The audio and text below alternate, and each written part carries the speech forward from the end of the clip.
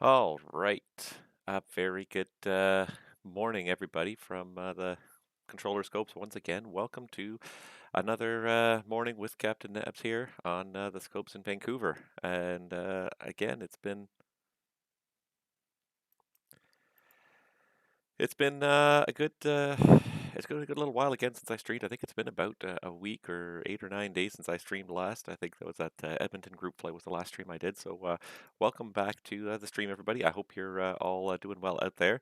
And yeah, hopefully we'll drum up a little bit of traffic here. Unfortunately, it's sometimes it's a little bit it's a little bit hard to kind of get this traffic going earlier in the day, but this is literally about the only time of day I get a chance to get online and do this. So I'm going to do my best to provide some interest here. So we got one aircraft here inbound to Kelowna. So let's pull open some Kelowna information here. And let's open up the Kelowna Arrival view as well. Just give me 1 second. I'm just pulling it up here. Kelowna approach 16. That's what we're looking for. There we go. So there's the approach to 16. This guy has requested to do the Yankee. So I'm just going to pull that up on my web browser really quick here. Just so I know which transition he's likely to do here.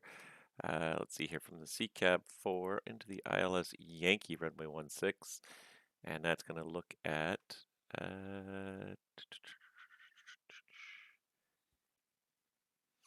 that one does not make any nice transitions off the star. That's the only trouble. Transitions from the VOR, yeah.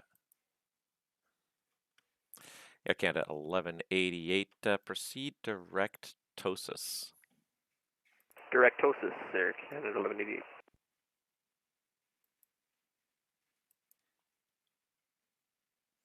So we're going to get him direct to Tosis, which is going to set him up for his initial fix. Doesn't need to recognize Tosis on my on his route here. All right, so we've got him. We got two other guys that are currently flying through our airspace.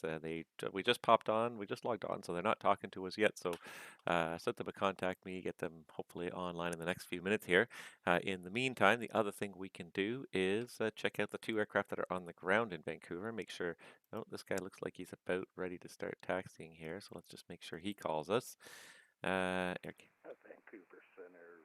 Hello, this is Alaska 365. We are with you, flight level 350, approximately 30 miles northwest of that island. Alaska 365, Vancouver Center. Good morning. Squawk code 0754. Roger, 0754, Alaska 365. All right, so while he's doing that, I'm just going to assign some information for this guy Good morning, here. Vancouver Center, Air Canada 1186 with information Alpha at gate 40.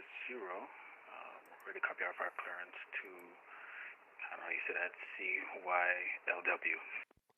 Air Canada 1186, Vancouver, good morning. You're cleared to Kelowna via the Vancouver 1 departure. Radar vectors Janik, flight plan route. Departure runway 08 right, squawk code 0771. And Air Canada 1186 is cleared to Kelowna via the Vancouver 1 departure, Janik transition, then is filed. Expect runway 8 right for departure, squawk 0771. Air Canada 1186, that readback is all correct. Information is Alpha in Vancouver. Start up at your discretion and call when ready for taxi. And we're ready for taxi, holding at Juliet for Air Canada 1186. Air Canada 1186, stand by just one moment. Alaska 365, identified 350, welcome.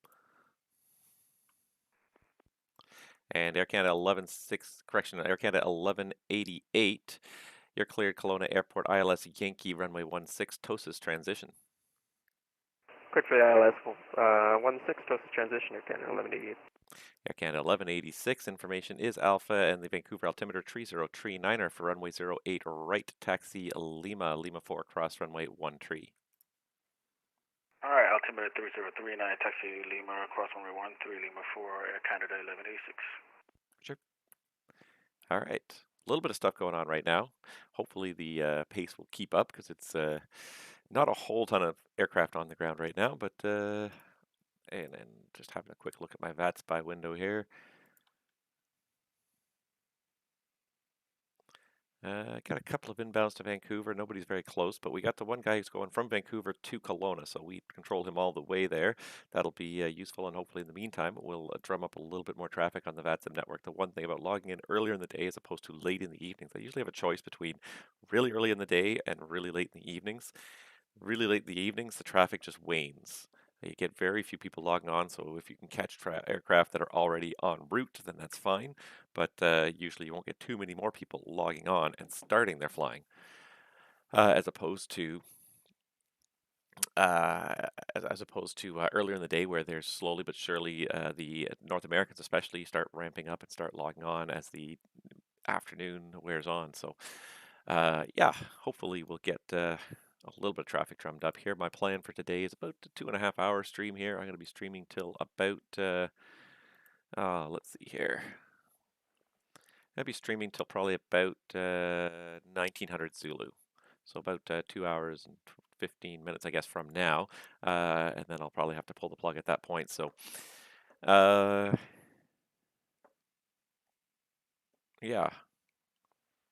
Is that right? 1900 Zulu? I could probably even do a little longer, even 1930 Zulu maybe. We'll see how the traffic kind of goes on. I'm just trying to figure it out. The one trouble with being always on the road is being in different time zones and trying to figure out sometimes what time zone you're in and what time you actually have to be at work in that particular time zone, which is sometimes very confusing. And that's one of the nicest things I love about the fact that I just wear an old wristwatch and I don't have a smartwatch and I do not ever freaking want one. I hate them with a passion. But the one nice thing about wearing an old fashioned watch is that it doesn't. Vancouver, good morning, Westjet 162. Just push from stand 14, didn't see you run by, I'm sorry. We have information Alpha clearance to Edmonton, please. WestJet 162, no problem. We just got here a couple minutes ago. Let's see, you are cleared to Edmonton via the Vancouver 1 departure, vectors to Janik, flight plan route, departure runway 08 right, and the squawk code for you 0710. Cleared Edmonton from runway 08 right via the Vancouver 1 departure, squawk 0710, Westjet 160. WestJet 162, that's all correct. Departure runway is 8 right, and you said are you ready for taxi this time? Not quite. I'll call you again shortly when we're ready. Very good. Information Alpha, give me a call when you're ready. Air Canada 1186 Vancouver, contact me airborne. The winds are 060 at 7, clear for takeoff, runway 08 right. Contact the airport, clear for takeoff, Air Canada 1186. Thank you. Yes, the nicest thing about having an old-fashioned wristwatch is that it doesn't automatically update the time when you change time zones. And maybe you look upon that as a disadvantage, but to me, I look upon it as an advantage because the trouble with cell phones and all these advanced doodads is that, yes, they often do automatically update, but it's not 100% reliable. Sometimes you'll switch time zones and your phone will not realize you're in a new time zone for some hours or maybe even a day later. So you go to set the alarm and you're setting it in your old time zone and your phone has not decided to update itself. So, it, you know, you don't get a notification when the phone figures out that it's in a new time zone and changes itself. You don't get anything. So I find that personally very frustrating. Being a frequent traveler to different time zones is not knowing if my phone has updated properly or not. So having a wristwatch that never changes, and unless I'm going to be in a new time zone for multiple days, I never change the watch. I'll just simply look at it and add or subtract the 1 or 2 hours or whatever I need to do mentally. But at least I know that that watch has never changed. No matter how many times I change time zone, I know what time zone it's set to. The phone, sometimes it changes, sometimes it doesn't, and I can't figure out the logic sometimes of how it knows or does not know which time zone you're in. And it's a silly thing, but it's a, it needs to be reliable. I mean, we all rely on our cell phones so much for everything, and I use it as an alarm clock. But in order for it to be a reliable alarm clock, I need to know what Center time zone at it's in. Canada 1186 is at 1,300 feet. Air Canada 1186 Vancouver. I just see the prime target. Make sure the transponder's on, please. Air Canada 1188. The Kelowna winds 130 at 4. Clear to land, runway 16. Clear to land 16, Air Canada 1188. Air Canada 1186. Thank you very much. You're now identified passing 2,200. Climb 16,000 through 3,000. Left turn direct Janik on course. All right, climb 16,000, left turn to Janik, proceed on course for Canada 1186. Lucas, hey, nice to see you. Thank you so much for tuning in. And yes, unfortunately, it's been very disappointing that we have not gotten together to fly together. I have not flown the sim in. I have not flown the sim in probably. It's been 2 months now. I'm looking at the date. It's November 24th, so it's probably been 2 months since I've flown my sim. It's just sitting disassembled in a box, waiting for me to kind of get my house in order, as it were. WestJet 162, ready for taxi. WestJet 162 Vancouver, information is Alpha, the altimeter 3039er, runway 08 right. And sorry, I can't tell from here right now. Are you facing south or west on the apron there? Just slightly west of north. Okay, very good. WestJet 162, taxi apron at your discretion, Golf Hotel Lima and Lima 4, cross runway 13. Apron at my discretion, Golf Hotel Lima, Lima 4, cross runway 13, WestJet 162.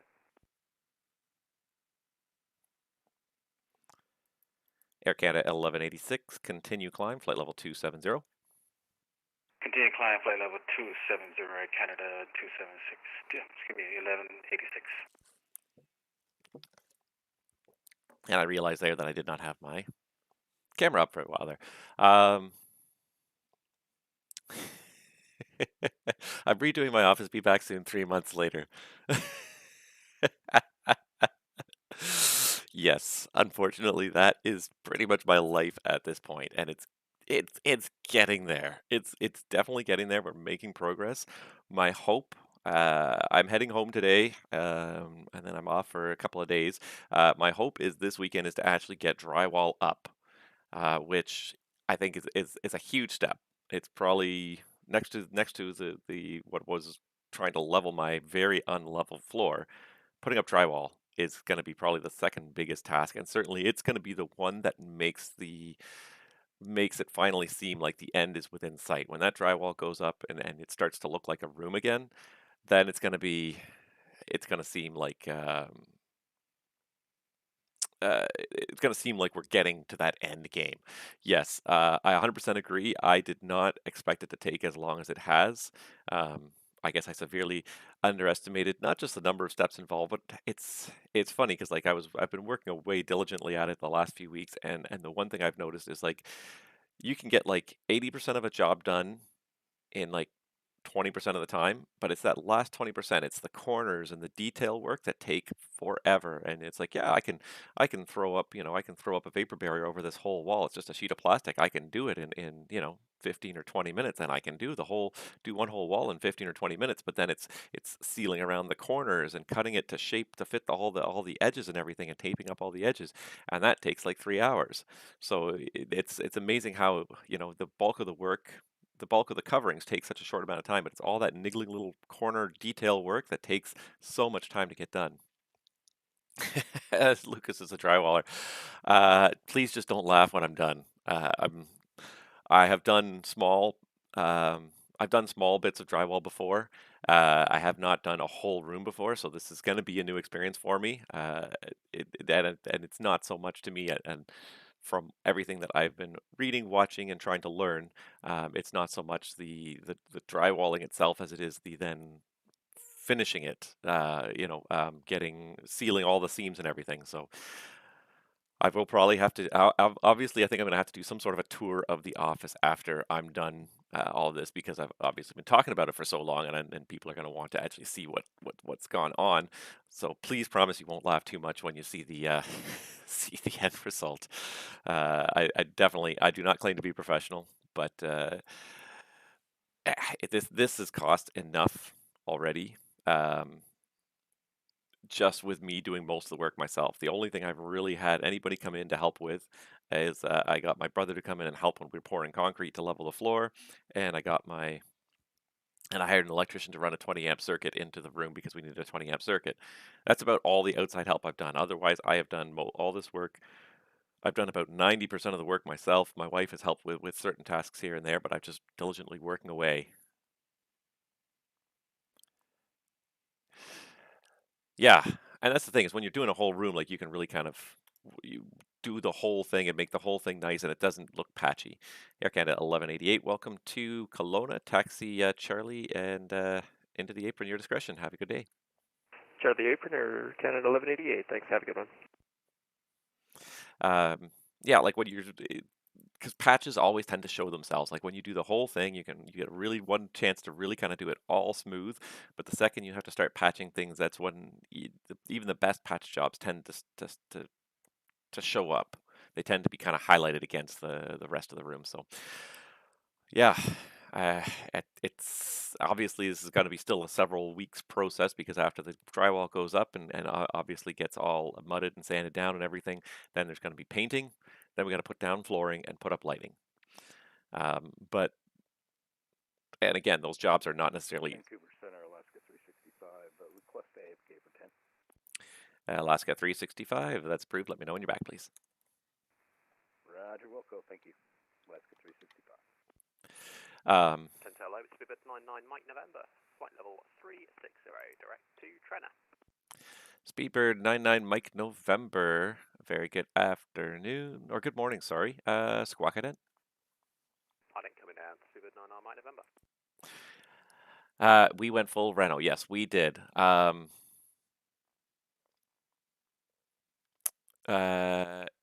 Yeah, we had a really lousy carpet in there originally, and we're doing. I just changed everything. I was just like I was so tired of that office and all of its really lousy 1970s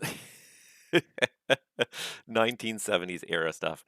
Speedbird at 909er Mike November identified flight level 360. Welcome.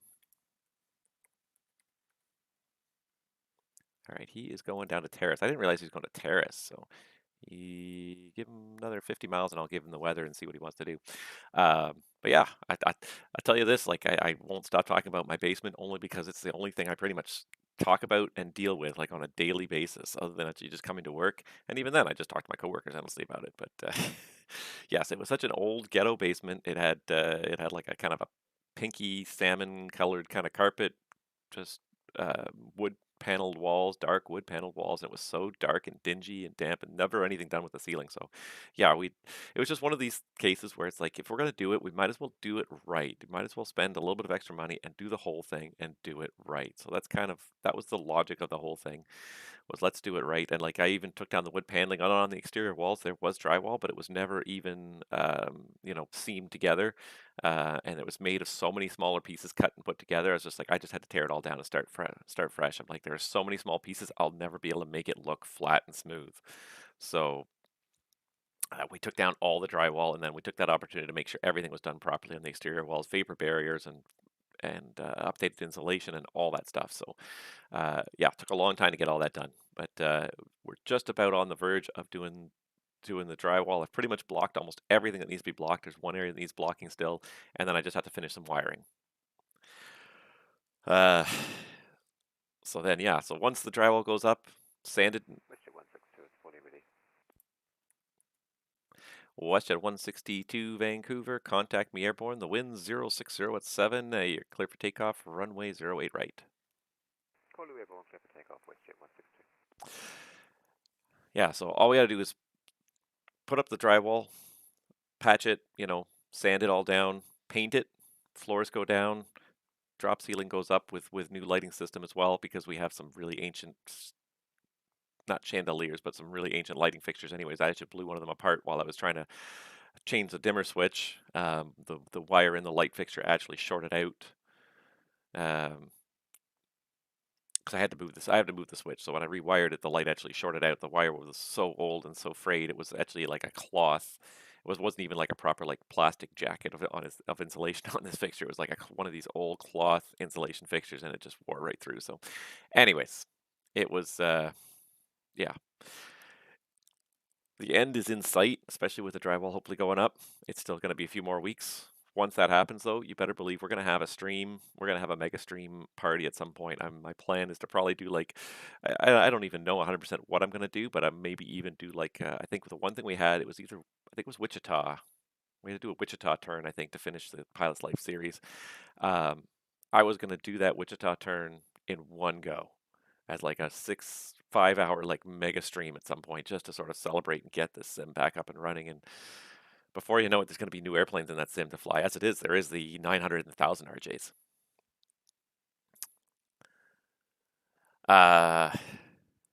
Yeah, I've been watching for some Black Friday sales. Unfortunately, nobody seems to have Black Friday um, sales on ceiling lighting that I could see. Like we're going for probably what I'm looking at is pot lighting in the whole ceiling because we're doing a drop ceiling, and just to distribute the light evenly across the big room.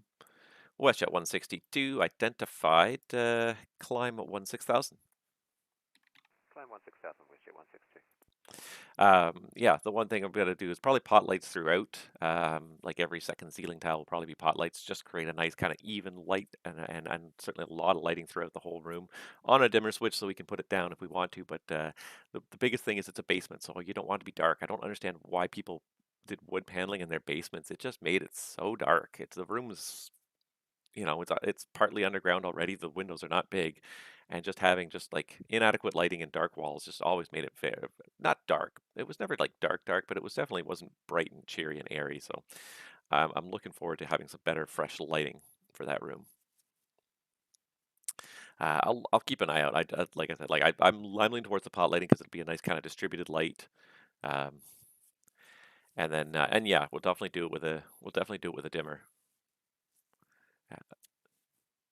And then the other thing I was probably going to do as well is a different circuit with track lighting over the desk, so that I can have aimable spotlights at the areas on the desk, the keyboards, and the work areas. Read checklists and whatnot, read charts and checklists and whatnot, and also as a streamer, be able to have a good lighting, a good even ambient lighting for lighting up green screen, lighting up myself. That was one problem too as a streamer, is that the lighting in that room was terrible.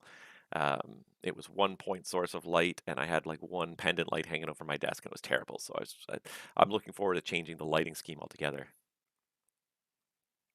Yeah, I know. There's not much going on, so like I'll talk about my renovation until the cows come home because I'm tired of I'm tired of it. I spend like so much of my life researching and thinking and trying to figure out better ways to do this. I've also created a network. I've also created a network cabinet cupboard kind of shelf inside one of my soffits that moves the Wi-Fi router much closer to the center of my home. Going to have everything kind of mounted in a very clean way. Best stream ever. I'm very proud of my network cabinet. I've got dedicated network jacks. Request to send. Speedbird 99 Mike November Vancouver when ready to send flight level 190. Alrighty, descend flight level 190. We'll descend now, and if it helps you, we can route direct to any of the points for one of the transitions. We've got X-ray Tango on the flight plan, but happy to deviate to whatever's best for you. Speedbird 99 Mike November. All right, Speedbird 99 Mike November. Do you have the latest weather there for Terrace? Affirm. All right, Speedbird 99 Mike November. Which approach were you planning on? If it's possible, due to the low cloud base, the ILS would be good. Just pulling it up here on my other screen. Standby one.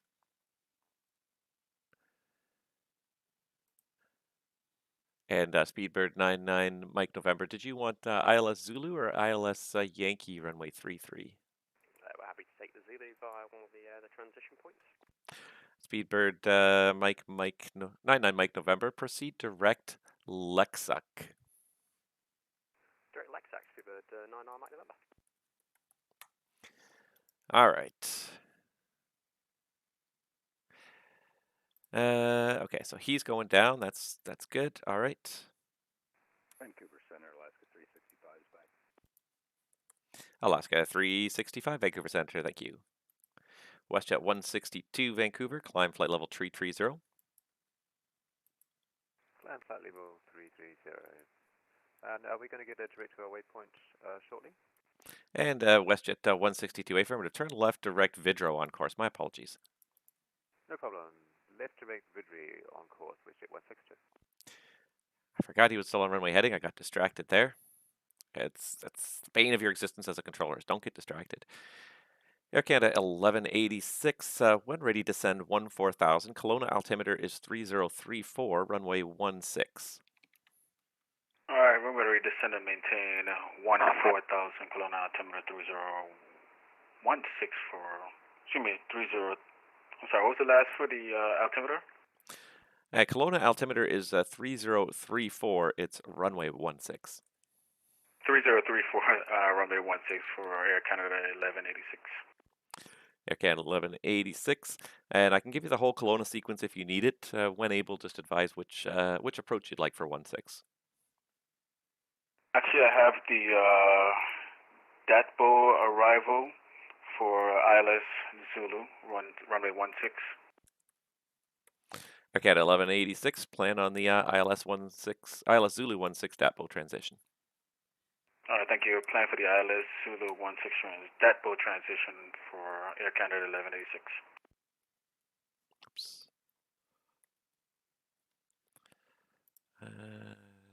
CYLW. All right, so get a distance readout here so I know when I can clear him lower. Just pull up the charts on my other screen here again. I got a nice big screen here next to me that I can put the charts on, which I like. I always like that. Helps if I spell Kelowna correctly, though.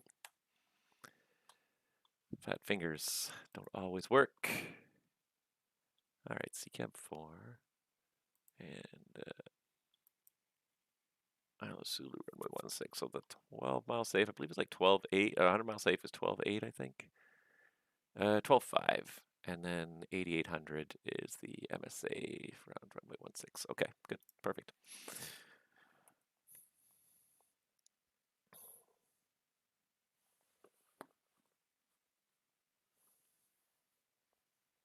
And then I also need to know what the terrain is around Terrace, BC. So give me a moment. We'll get back to our home renovation discussions once I've just verified everything I need here. 100-mile safe is 11,100. The MSA 92, Lexic. 71 inbound from Lexic to David, and then down to 57 for Purdy. Okay. Let's see, how far is this guy from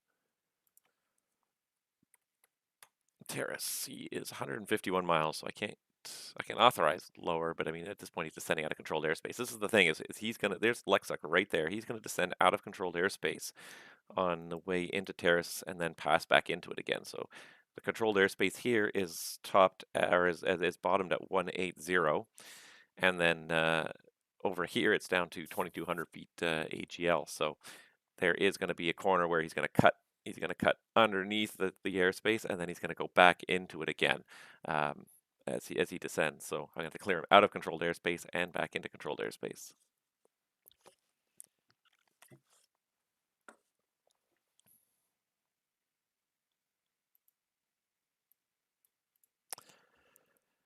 Okay.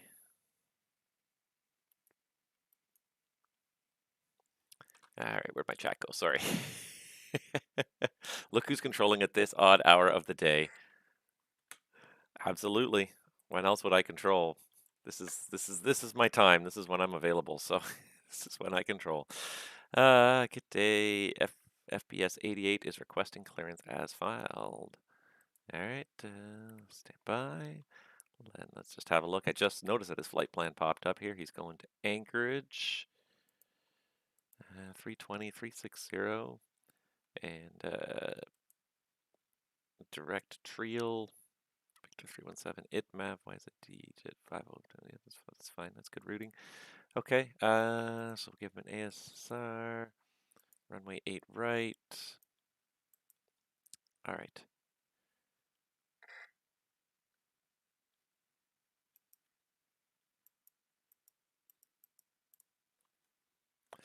All right, so clear to Anchorage, Vancouver 1, departure, Victor's Trail, flight plan route. I know I should have an alias for this. I think there is one, but I don't know it offhand. Fortunately, it's not so busy that I can't do it.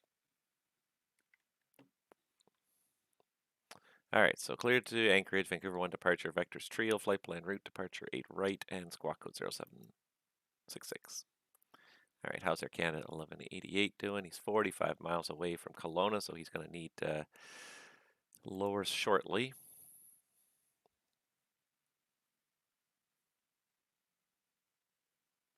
Air Canada 1186, descend 13,000. Descend 13,000, Air Canada 1186.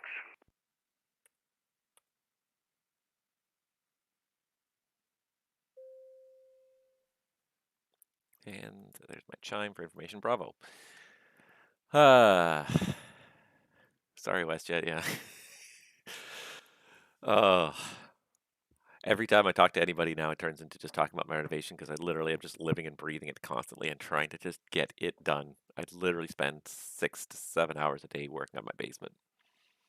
But it's made big progress, and yeah, we're gonna put down the vinyl plank tile just because it's a basement. We wanted the decided on the vinyl plank more than anything because it's better for if there is any dampness. I've never really noticed any dampness problems in that basement, which is good. Like it's a very dry basement. I did discover one leak after I started pulling down the drywall. I fixed the leak. I patched the leak. Um, I've never noticed any real problems with moisture in there, but nevertheless, I went with vinyl tile because it's the most moisture resistant flooring pretty much you can get.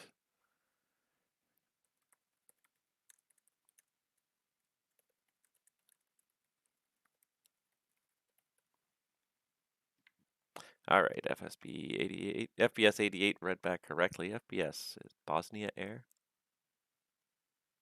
Yeah. Readback was correct, and information alpha push start discretion call for taxi. No, my sim is not running. My sim is not running. The sim will not run until the room is done, or at least done enough that I can put a desk up in it. The one thing that probably can wait a little bit, although I really don't want to, is just the ceiling. To be able to put up a floor, you've got to have the paint done and you got to have the flooring done. To be able to put up a desk, ceiling I can work over a desk. Might get a little bit dusty, just drilling. Not even so much. Yeah, well, I mean a little bit of drilling, just screwing. We're gonna do drop ceiling, so screwing different parts into the wall and the ceiling. But it shouldn't be too bad.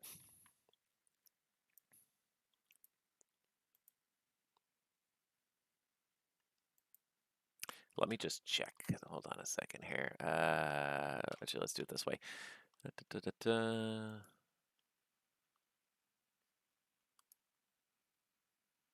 CZVR AMA.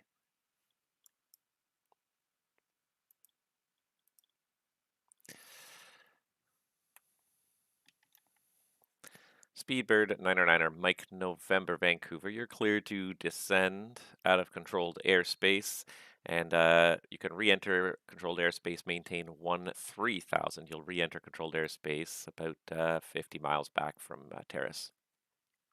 Order 10 to 13,000, clear to leave controlled airspace, and copy that we will re-enter closer to Terrace. Speedbird 13 Mike November, correction 99 Mike November. Speedbird 99 Mike November. I guess I should give you the Terrace altimeter while I'm at it. It's 2982. 2982, Speedbird 99 Mike November. And Speedbird 99 Mike November. I've got you on radar the whole way down, so you can just stay on my frequency. Okay. Air Canada 1186, descend 9,000. 9,000, Air Canada 1186.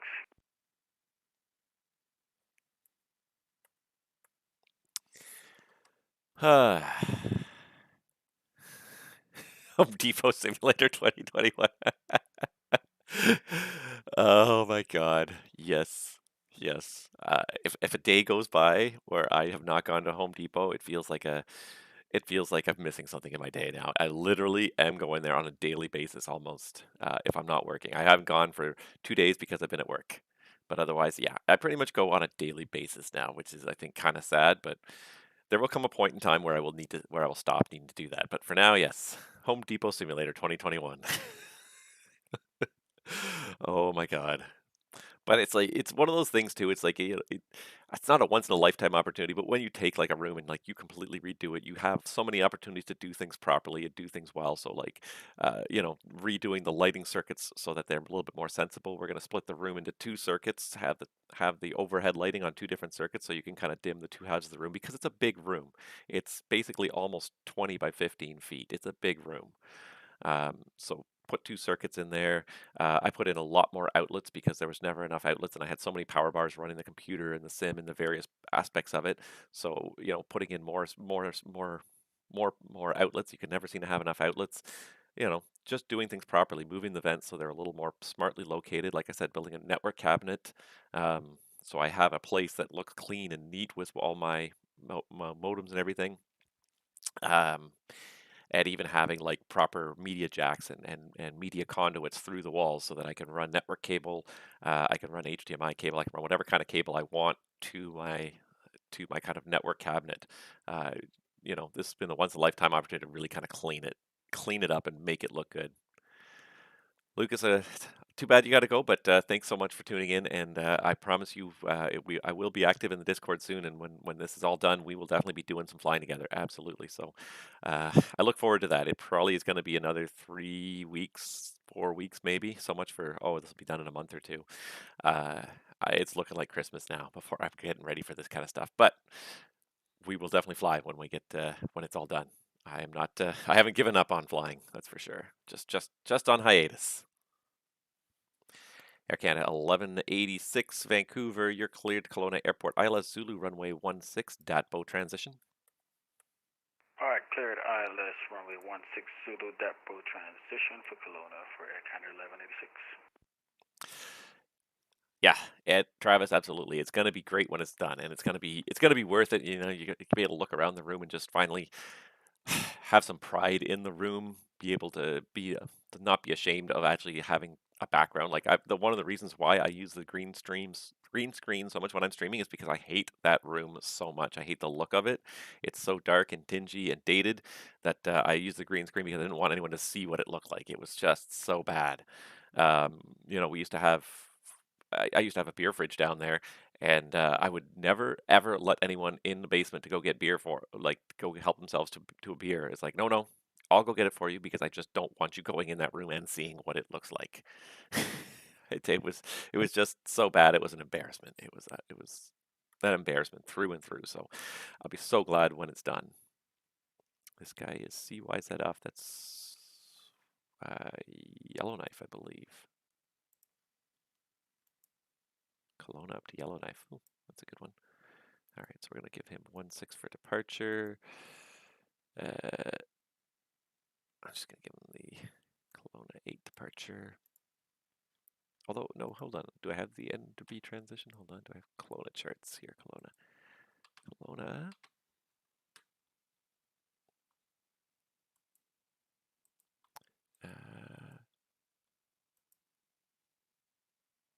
But it doesn't do it to the N to B VOR. Does it do NB intersection, which doesn't help me,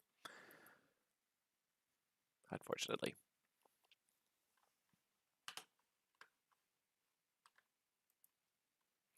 Yeah, it's just one of those opportunities when you redo an entire room that you do everything you can to make it the not to make it the best you can, but to make sure it's let them earn that beer. It's not a question of earning it. It was such a dingy room. It's like I was always embarrassed to let anybody into it and show it to people. David, hello. Thanks for watching. And yeah, I'm always happy to kind of show off what happens from the controller side, and honestly, like that's one of the things I love about VATSIM is the working the controller side. I've learned so much about how ATC functions from working in VATSIM as a controller, and I find it a very educational opportunity. So I'm glad that hopefully you can learn something from this as well. Um, we're just controllers are just human beings like anybody else, just trying to do their trying to do the job, apply the rules of the business as best they can. And yeah, when you're with VATSIM, it's always a little bit weird, and I don't mean that in a bad way, but just there's always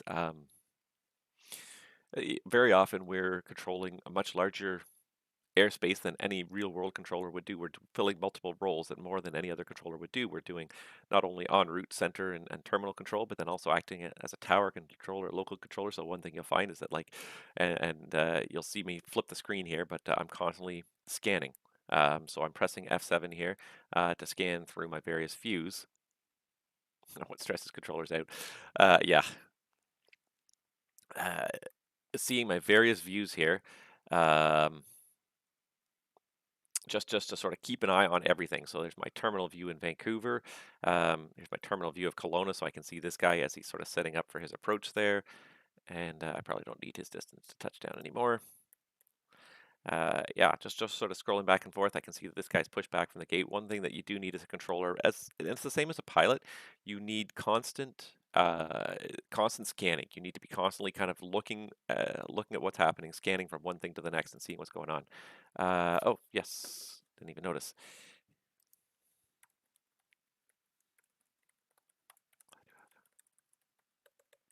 So and just because of the way like ATC works, like the big overview screen often does not provide you a good kind of view of what's happening in little minute detail. So it's a really good kind of overview to kind of go back to and remind yourself of what you're doing here. Let's see, Speedbird 99 Mike November. Let's see here, he can go to 100 miles safe is 11,100. Speedbird 99er Mike November. You're clear to enter controlled airspace descending to 11,100.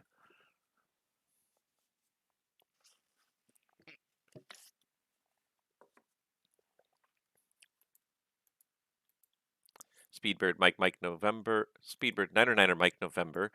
You're clear to re-enter controlled airspace at 11,100. Roger, clear to re-enter CAS 11,100 feet. Speedbird 99 Mike November. So now he's within 100 miles of Terrace, which means I can see he's got a safe altitude now of 11,100.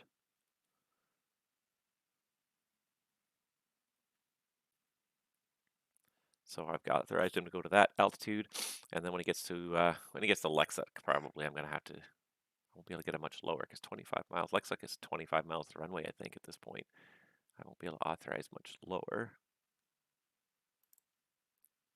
Yeah.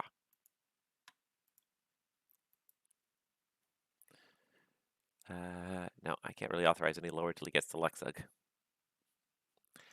Air Canada 1186, Kelowna winds are 140 at 4, clear to land, runway 16.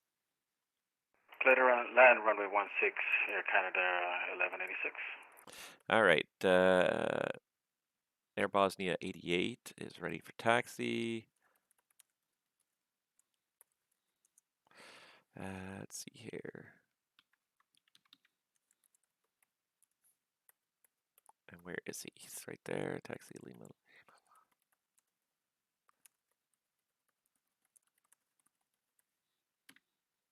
I didn't even notice somebody sent me a message here.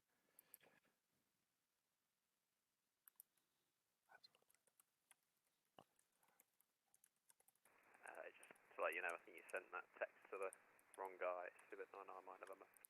Speedbird 99 Mike November, thank you very much for that. Okay, and yeah, that happens a lot in text because text automatically aims, text messages in this controller scope are automatically aimed at the active aircraft that you've last clicked on. So if I click on Speedbird 99 Mike November to change his altitude, and then I go and type a message, I'm thinking of who I'm sending it to, but the scope doesn't, the controller client doesn't know, so it automatically sends it sends it to the selected aircraft, which is still the last airplane that I clicked on. So very often with text-only pilots, I send the messages to the wrong people.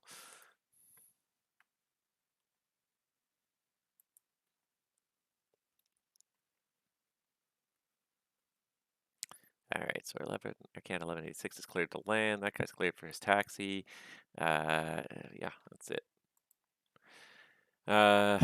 Is that MVA chart new? Yes, it's not new. But it's been in the Vancouver. I like this chart though. It's a really useful chart. This chart has been in the Vancouver sector file distribution for a while, but it's not one we normally use a lot because it doesn't have a lot of the other information on it. But what this chart is showing you right here is it's showing you the minimum altitude for each sector of latitude and longitude here. So you'll see it's basically just a grid between the latitudes and longitudes, and within each one is a minimum IFR altitude, which just provides you like a large area minimum altitude around the entire province if you don't have any other altitude to sort of reference.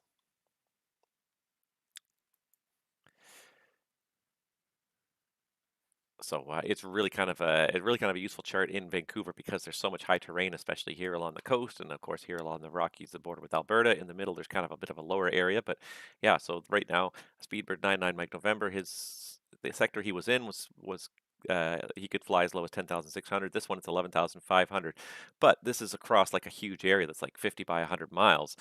If you've got some other, so it could be because there's one point here that's really tall and over here is actually lower, but it's a grid system, so they take whatever the highest altitude is within each grid. If you've got another altitude you can reference somewhere, so I'm referencing the approach charts and looking at what altitudes are listed on the approach charts, I can give him lower because I've got an approach chart that says that he's within that 100-mile distance here. Speedbird 99 Mike November, you're now re-entering controlled airspace southeast of Lexuck, and you're cleared the Terrace Airport ILS Zulu runway 16 Lexuck transition.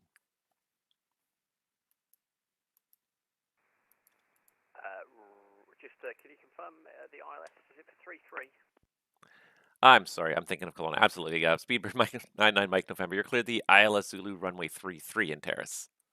Clear the ILS Zulu runway 33 in Terrace, and confirm we are able to descend further to the step down out, and you're just keeping us. Make sure we're awake, no problem. Speedbird 99 Mike November.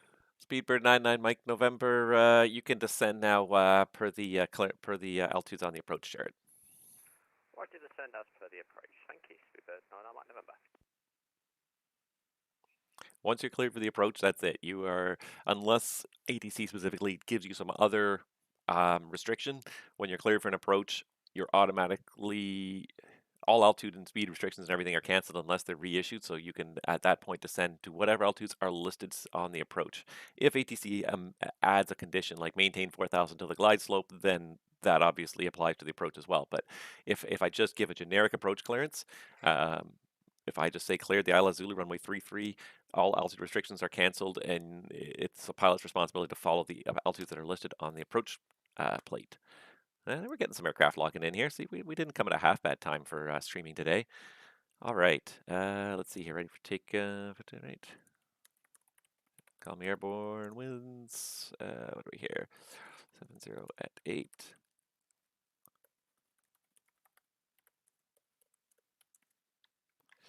All right, call me airborne, wind 070 at 8, clear for takeoff, runway 08 right. We got somebody else here on the ground, American 420 here on ground in Vancouver, going down to Vegas. Vegas, baby. Seattle Jet 5, it works for me. Air Canada 1186, welcome to Kelowna. If you've got it, the right turn on Charlie, taxi into the apron, and have yourself a good rest of the day. Thanks so much. Right turn on Charlie, and you have a great day as well. Air Canada 1186. Perfect. All right. Things are going pretty well here. We're getting a little bit of traffic building back in here, which is kind of nice. All right. Oh, Anna, hey. Anna's watching. Hello. Welcome back to welcome back. I'm trying to do it, trying to keep it to once a week streaming. I would like to do it more often, but just at now, like I spend 6 to 7 hours of my day every day working on my basement, and the one thing I'll find about it, like you wouldn't think that like construction is mentally draining. Physically draining, absolutely, but you wouldn't normally kind of think of construction as being mentally draining, but I just feel myself completely mentally drained at the end of every day.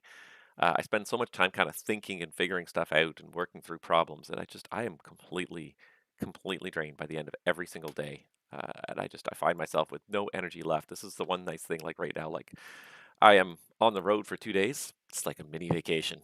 I haven't seen a bare wall stud or a concrete floor now in 2 days.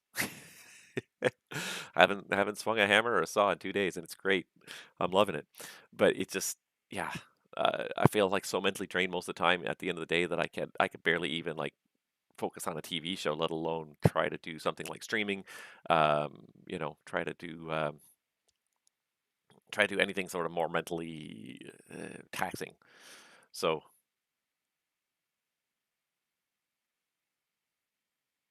that was weird. My GPU suddenly cut out there for a second. I hope that that looks like the stream still going. Looks like for a second it kind of glitched and paused there. Yeah, but it looks like it's okay now. Weird.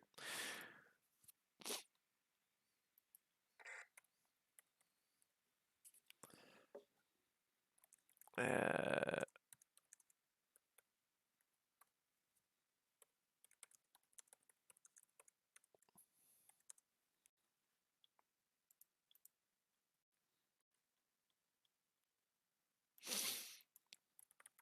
all right.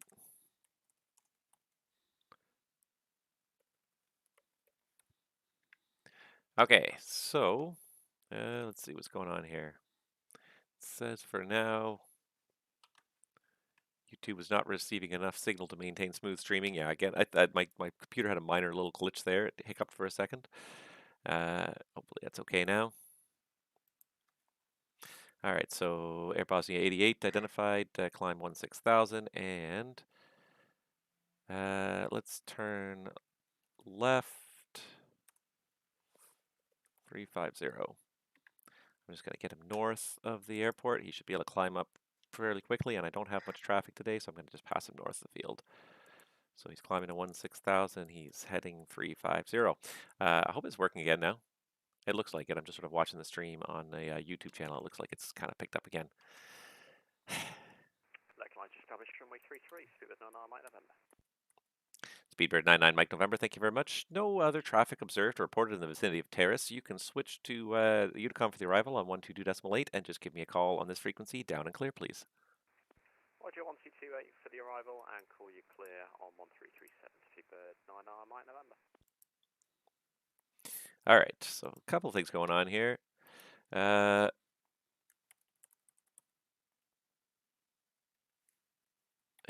420.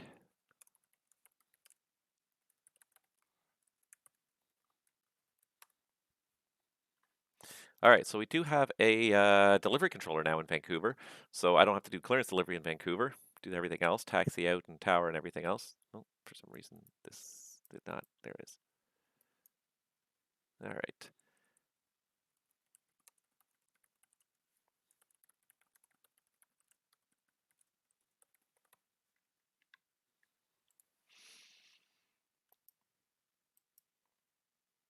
All right, so now he's going to climb to Triel and head out that way. There we go, and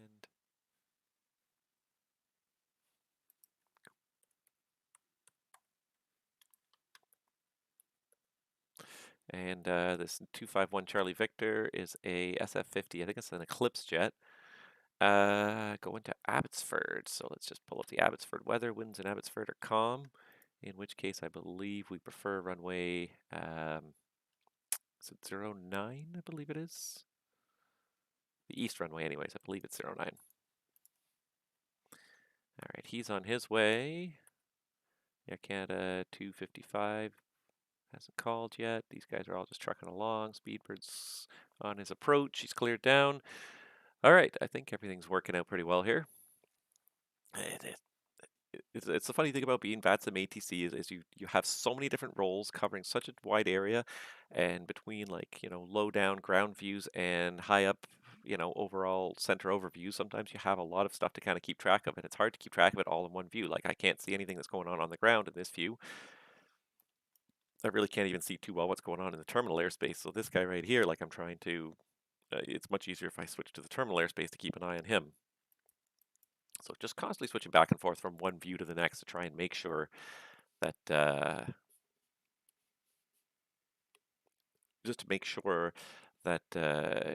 I'm not losing track of anything that's going on, I guess is the best way to put it.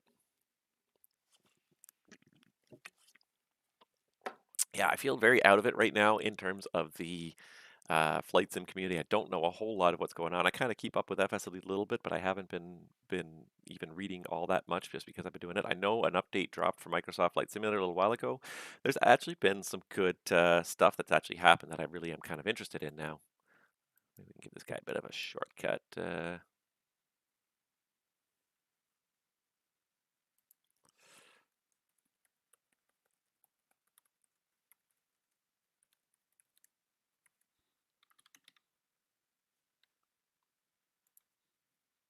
Make sure I click the right aircraft before I send the text message. So he's just going direct to YZT. Why can't I think what YZT is now?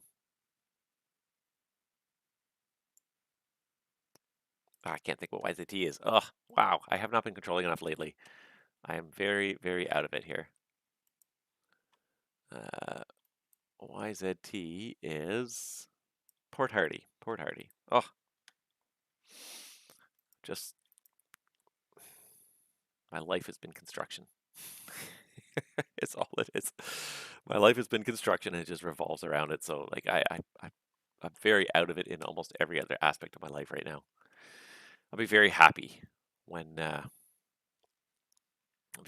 all this is done, and I'll be able to have a nice basement, nice office, and be able to go back to streaming on a regular basis, hopefully a couple times a week, and definitely with more predictability. The one nice thing as well that I will say that did happen is that I got myself back off the reserve schedule for December, so I'm on a normal pre-scheduled block instead of sitting waiting for the phone to ring every day or every night, which even though things don't always work according to plan in the in the aviation business, at least when you have kind of a set schedule, you know kind of what days you're going to be not home, what days you're going to be home, what days you're going to not be home, what times you're going to be places more or less, like assuming you're always a little bit delayed, but you're going to have a good idea. So the other thing about December is that my schedule is now predictable again. I have a flying block.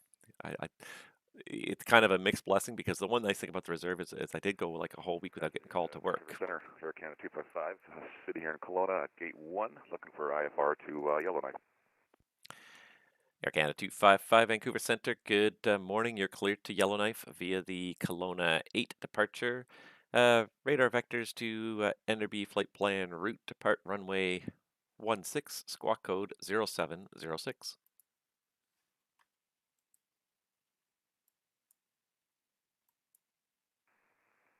Clear to Yellowknife via the Kelowna 8 departure. Vectors, what's the waypoint vectors? Vectors to Enderby, that's Yankee November Yankee, your first fix. Vectors to Enderby and squawking 0706, Air Canada 255. Air Canada 255, thanks. The readback is correct information. Sorry, I don't have an ATIS in Kelowna, but the winds are showing 140 at 4. Push back and start up at your discretion and call me when you're ready for taxi. All right, we'll push back our discretion and we'll call for taxi. 255. One thing I just noticed in this guy's comments, he is also a streamer. Twitch.tv/crooner777. So he is also streaming. So we're getting streaming of streaming. Double streaming going on. Yes, reserve has been a mixed blessing. Like reserve kind of sucks because you're always sort of, you don't know when you're going to go to work and you can't sort of undertake big projects that you can't stop. Something like pouring concrete, for example, is not something you can do on a reserve day because if that phone rings, you got to go to work. So whatever you're doing, you have to be able to drop it all at a moment's notice. But on the flip side, there's a good chance you may not go to work, depending on the schedule. And so that was my case last week. I was on reserve last week, and I didn't get a single call last week. So I got a lot of stuff done last week. But then there's the other side of it. I will, next month I have a set schedule. So certainly for streaming and knowing when I'm going to be able to be available to be online, it's great in terms of getting stuff done at home. Construction work on top of sort of starting to get ready for Christmas. Okay, not so great. So I'm hoping that I will have most of my renovation done long before Christmas. I'm hoping to have a large portion of it done this month, and then just be able to work on it kind of in the evenings afterwards. Sand away miles and miles of drywall, and hopefully by the end of December, we'll be able to get up to streaming on a regular basis and doing everything. I'm back to flying on a regular basis as well. I'm going to be doing so much flying when I get that sim up and running again. Some of it just for myself for fun, but definitely some streaming as well. Alaska 365 Vancouver, you're about to leave my airspace to the south and Seattle Center is not online. Your surveillance service terminates, so you can switch to the en route frequency and have yourself a great day. Roger, over to Unicom. Appreciate your help today. Have a good one. Alaska 365. Thanks, see ya. See. All right, so we got the... See if my 9 Mike November's landed and is taxiing in at Terrace. Speedbird 909er Mike November Vancouver, thank you. Your flight plan is closed. Alerting services are terminated. Have yourself a good rest of the day. Thanks, Fitchy. See you. Bye-bye now. Bye-bye. Oh, WestJet 162 Vancouver, you're about to leave my airspace to the east. Edmonton's not online. Switch to en route frequency. Your surveillance service terminates. Have a good day. 128, good morning, WestJet 162. Still morning on the west coast, isn't it? Hold on, let me check my watch. Yes, it's still morning on the west coast for like another 2 hours. Not in the west coast time zone right now. Oh. Still sore from all this work I've been doing, even if I've had 2 days of not doing it. My body has just been taxed to its limits by all this work. Just constantly going up and bending myself into weird angles to nail things and screw things together at weird angles and just... Oh well. I look forward to kind of resuming a normal life in a few weeks. Then it'll be Christmas. But after Christmas, then it'll be winter in Canada. We'll all be inside doing nothing except probably flying our simulated airplanes because nobody wants to go outside all winter. I'm not a cold weather person. I don't mind a few cold weather activities, but I am just definitely not personally a cold weather person. Nothing I like better than just to kind of stay inside all winter long, stay nice and warm. I mean, I get cabin fever after a while. You want to go out a little bit, but I don't definitely want to spend extended periods of time outside. Although that being said, it has been a very nice fall thus far. That is one thing I will definitely say. It's been fantastic. Very mild. Only just like this last week did the last tree in our yard finally lose its leaves, which is extremely late for like the second, third week of November. Like normally we've had snow on the ground by early November. Maybe not a whole lot, but we just normally had snow on the ground. I saw a snowflake the other day, but seen very little snow. It's been above seasonal. It's been probably about 5 degrees warmer than normal for most of the month. And so I haven't seen any snow, which is kind of good because like I had drywall in my garage and I couldn't even get my snowblower out, so it's kind of a good thing we didn't have any big snowfalls. But now I got that all cleared out. Bring it on. Bring on winter. I'm ready. Vancouver Control, November 251 Charlotte Victor. We're looking at taxi to 8 right. We're on Juliet and we have Bravo. November 251 Charlie Victor, Vancouver. Good morning. Runway 08 right. It is information Bravo. The altimeter Vancouver. Tree 041. Taxi apron at your discretion. Lima 4. Cross runway 13 and hold short of 08 right. Lima 4, hold short of 8 right. 1 Charlie Victor. And 251 Charlie Victor, you're clear to cross runway 13. Alright, thank you. Also, we're facing the complete wrong way on the taxiway, so do you mind if I do a 180? 251 Charlie Victor, yeah, if you can squeeze it in there. If you can't do the 180, I can get you around the other way. It's up to you. Alright, thank you. So Aaron Terrazas wants to know if I was a real Q400 pilot, and the answer is yes. I flew the Q400 for 5 years, so I did used to know it extremely well. It's been 4 years since I flew it last, so almost 4.5 years since I last flew it. So it's something that like a lot of aspects of it you don't forget, but at the same time you do forget certain aspects of it. So I am starting to lose that knowledge now. I definitely don't know it like I did when I first started putting together my Q400 systems videos. It was still fairly fresh in my mind, and I knew the airplane quite well. I know it, I still understand it, but like I now have to look stuff up to remember it. Like when I look stuff up and I read it, I remember it. I'm in a serious. 251 Charlie Victor, I figured that. Yeah, the Vision Jet. So that being said, like no. I don't want to claim to be an expert again, A, because my knowledge has gotten rusty, and B, calling yourself an expert usually means you don't know as much as you think you do. That's one of the biggest things I find is that people who call themselves expert, and it's a known psychological phenomenon that generally the less people know about a subject, the more they believe they know. Which is ironic that sometimes we just it, it's an old truism, but you don't know what you don't know. You really don't understand how much you don't know about a topic until someone starts actually asking you these questions. And you're like, oh, I don't know that. I don't know that. I don't know that. So I won't claim to be an expert. I'll say I did fly the airplane for 5 years. I did know it fairly well at the time, and I still do remember a lot about it. So um, that's why I put those systems videos out there. I was trying to share kind of the real world perspective. I never finished all of them. There's probably about 6 or 8 more systems that I never did cover. There is one video that's like 3/4 done that's just sort of stuck in stasis because I just don't have the time ever to focus on it. One day I'll get back to that.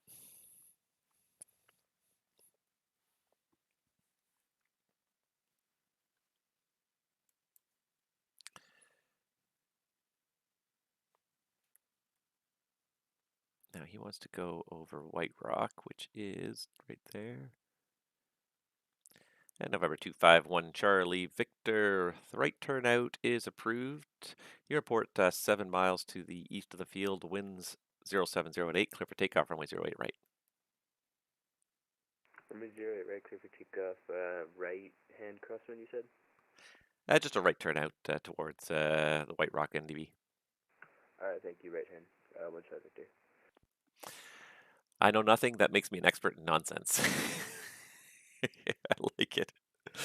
I like it. Yeah, I was reading up on this phenomenon. And it's got an actual name because there were some psychologists that actually studied it. I think it was kind of in the 60s and 70s they started studying it. And it's funny enough, it became one of the most popular searches on Google in the last 3, 4, 5 years. November 251 Charlie Victor. Just use caution. Your mic's stuck.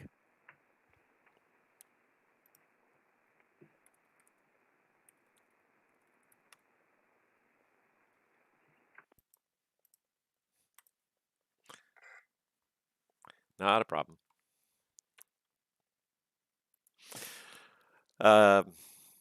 Yeah. Donald Trump apparently was a huge trigger on people searching for this particular phenomenon, and I think he is a prime example of someone who thinks he knows a lot about a subject and actually thinks he knows way more about a lot of topics than he actually does. And the less you know, the more you think you know, and he fits the bill perfectly to me. He thinks he knows something about everything, and every time he opens his mouth, he reveals that the opposite is true. Anyways, I try to keep politics out of it, but he was a huge. The more you know. The more you know. Haha. It's a good nickname. So this is what the controller on the other side of VATSIM sees. Does this mean you guys don't notice any minus 500 foot per minute landing? Yes. No, we don't see the landing rates. We can see descent rates. This is actually depending on the exact version of the software we have. So this is a slightly older version. There's a new kind of version of software, controller software, that's kind of being released a little bit in Canada. And in some of it, it will actually show the vertical descent rate, the vertical speed. But the idea of this system is it's based on radar, so it's got an update of every 5 to 8 seconds. You'll see the targets move. It's not a smooth, constant movement, so we won't see your actual flare or anything like that. We'll just see uh, we'll just see like we'll just see that you're descending towards the runway and then you're level on the runway. We don't see the descent rate. So yeah, you know we know a landing's gone poorly when you either go off the end of the runway, either sideways or off the end. That's when we know a landing's gone poorly. Uh, yes, Travis, and that's something actually that I did want to talk about. The AIG manager for traffic modeling at MSFS works like a charm. Recommend it when you go live again. So, yes, for people that are watching that don't know, the Alpha India group, which is a big group that in the past has created tons of uh, models for like aircraft models for other aircraft flying around in your simulator, and they did a lot of work in the FSX and P3D world. They've now started to import a lot of their models into MSFS, and not a whole lot yet, but they're working through their models a little at a time because there's a lot of updating that needs to happen with MSFS.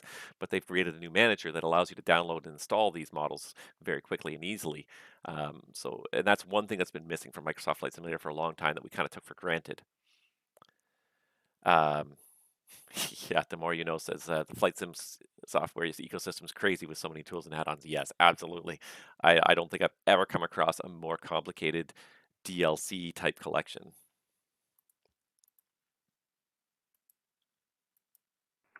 One Charlie Victor, are you going to be controlling Abbotsford at this time or no?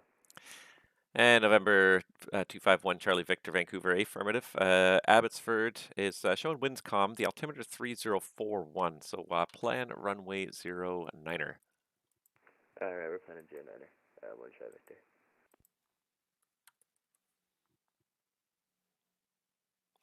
Victor. But yes, so definitely, and that's not the only one too. The other one that also came out recently was Aerosoft released what they thought was going to be a dead product, and then they revived it again, which and I'm sorry, 251 Charlie Victor. It's runway 07. My apologies, not 09er. Alright, I was about to ask. Yeah, we're expecting 07.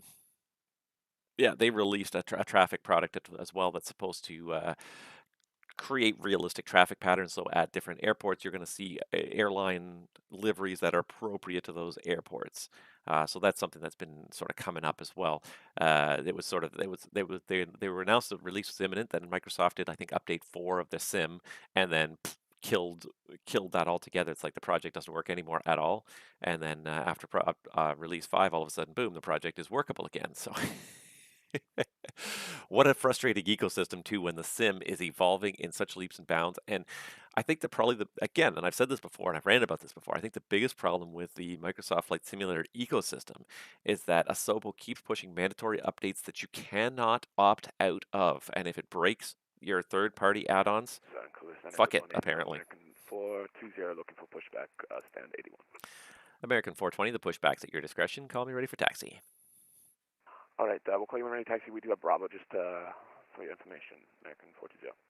American 420, copy. You got Bravo.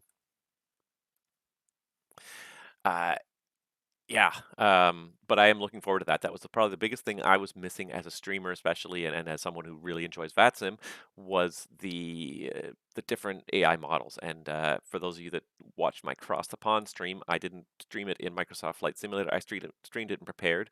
The real reason, the number one reason why I really did that was because the Toronto Pearson model in MSFS is absolutely horrible, terrible, disgusting. I hate it.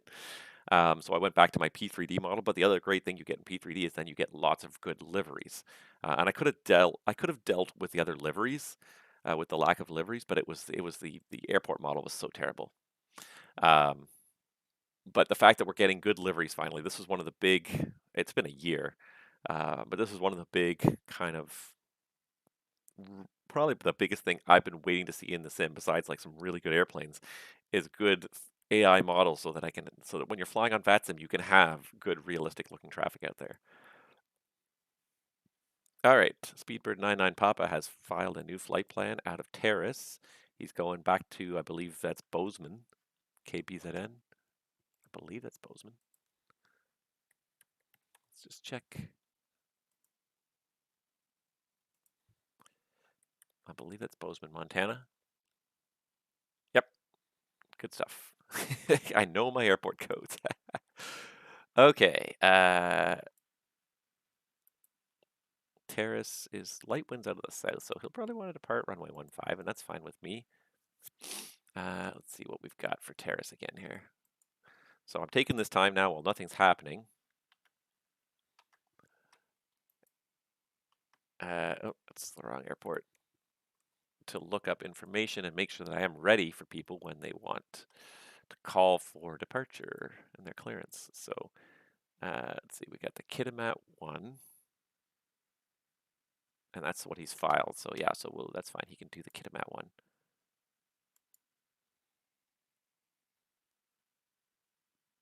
Okay, so kit him at 1, and then the rest of that I think looks good. Let's just have a look at his. Nope, look in the wrong spot. That's why. Yeah, the rest of that really looks fine.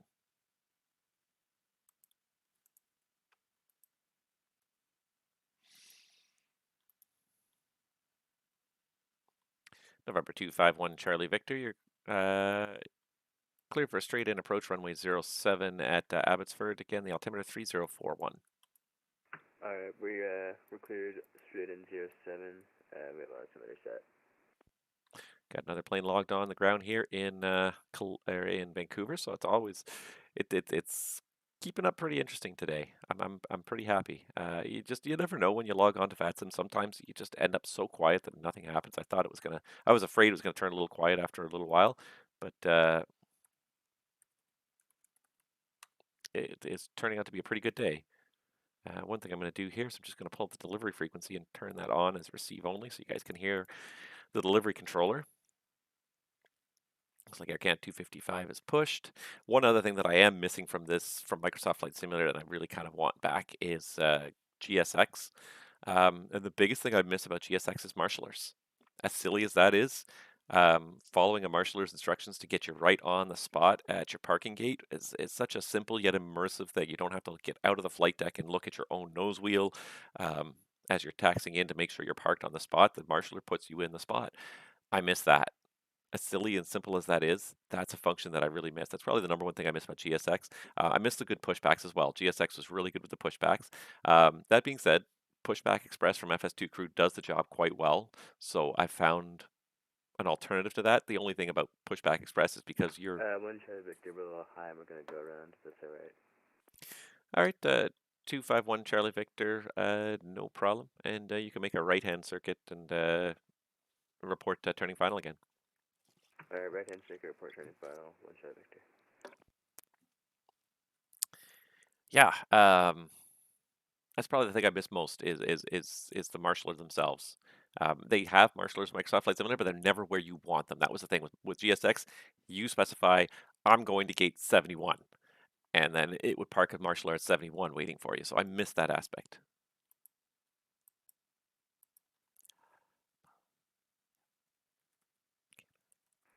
Vancouver delivery, stepping out for 2 minutes, we'll be back.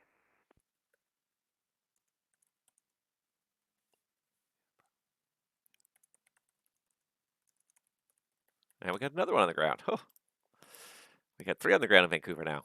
That's turning into a pretty good stream here.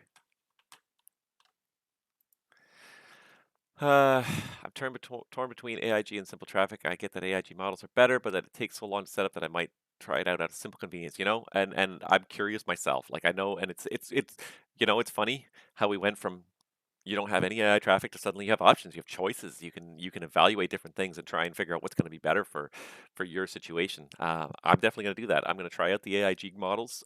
It's free, so I mean that right there is a good selling point. Because Simple Traffic is not really necessarily designed for use as like a VATSIM AI package just with modeling alone. So I don't. That's the only thing I worry about is that it's not because it's not intended as that for that use. It may not work as well.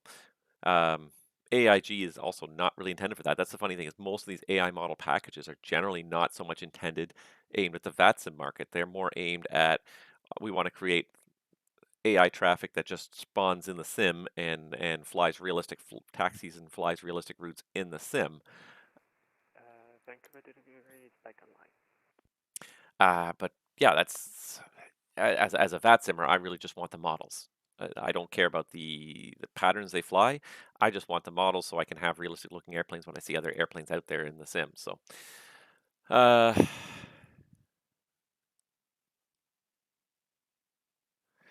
no way, Rob. Third person view looking at the airplane with the controls reversed. Yeah. and yeah, sorry, I was trying to figure out for a second what you meant there, but yeah, talking about the I guess the external marshalling of yourself.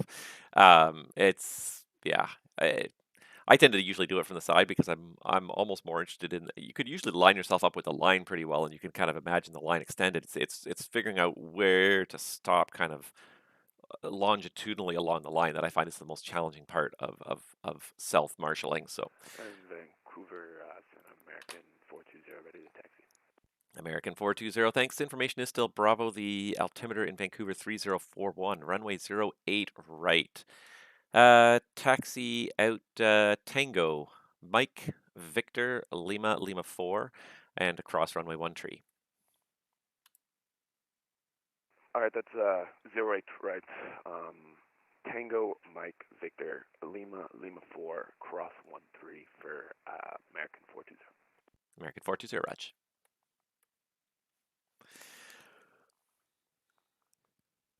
Yeah, that's probably one of the biggest things I miss in MSFS. It's funny, like all that stuff you took for granted in P3D and it's funny, like I look at like if you go back in my channel and look at the way my videos evolved. Like I started out as a streamer very rudimentary, using a lot of just default P3D stuff, and then slowly I added things over time.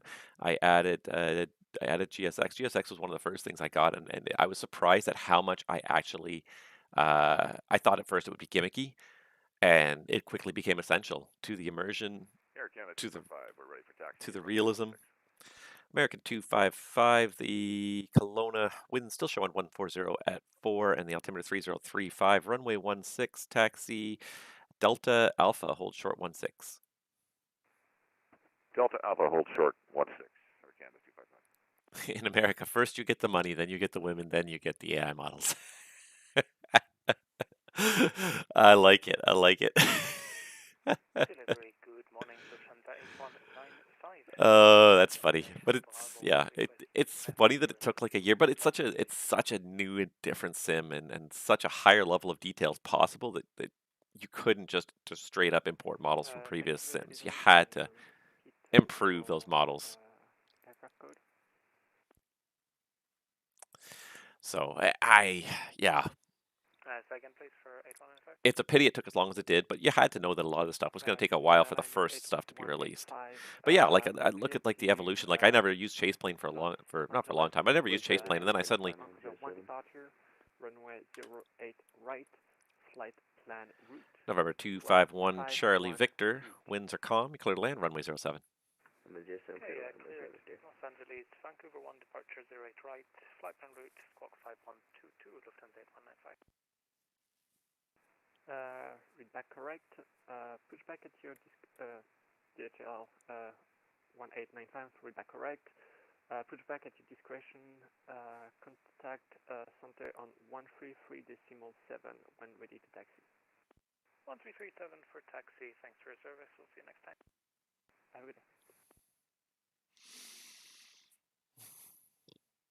Yeah, even on P3D, like you look at my videos and they evolved over time. So in the beginning, I didn't do much, and then I slowly added things. So GSX was one of the first things I added, but then I also added Chaseplane. I remember I did a video introducing Chaseplane. I did a video introducing Active Sky. You just sort of slowly add these things over time. A lot of this stuff is kind of built in the sim now. Like the weather's built in the sim. It's not great. There aren't any really alternative add-ons for Microsoft Flight Simulator that are any better for the weather right now.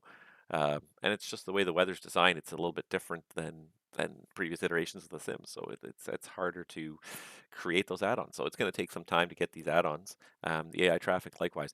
The AI traffic was one that sort of struck me as I was surprised they weren't more ready on that. And the reason I say that is because VATSIM was considered like a partner, a Microsoft or an Asobo partner right from launch. But it seemed like that's a huge aspect of it. It's not just the fact that you can talk to ATC, but also that you can see the other airplanes that are out there flying in the world. And Center American 420, clear. Progressive taxi to Lima. American 420, not a problem. You're going to start past the de-icing bay on your left there in a moment, and it'll be the far end of the de-icing bay. You make a left on Victor, so it'll be the third left.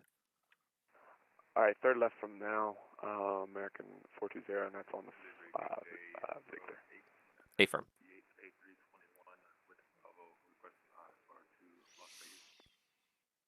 Yeah, so I was surprised that they weren't more VATSIM compatible right off the bat. And AI traffic is huge in VATSIM to me. It creates that immersion that I'm part of this whole world. If I see that, yes, that's a Southwest airplane, that's an Air Canada airplane, that's an Air Canada 737, that's a Southwest 737, that's a, that's whatever, that's a Cathay 777, like whatever, like just to see those airplanes out there in the correct colors and the correct models, it's huge to me as part of VATSIM. It's not just about the ATC, but it's about feeling like you're part of a network of air traffic. 1898. So I was surprised that that was sort of not more ready in the beginning when Microsoft Flight Simulator released. And I know like groups like especially like freeware groups like AIG were not sort of on it, but I'm just surprised that like I'm surprised that people were not kind of working on it. And that's one sort of aspect of VATSIM that it's so important to VATSIM and yet it never gets dealt with. Air Canada 255, backtrack is approved if you need it. Contact me once you're airborne. Winds 140 at 4, clear for takeoff, runway 16. We're just gonna get we're gonna use the whole taxi down the left side here. I need the whole runway, but yeah, we'll call you airborne and clear for takeoff here, Canada 255. There's no taxiway down there.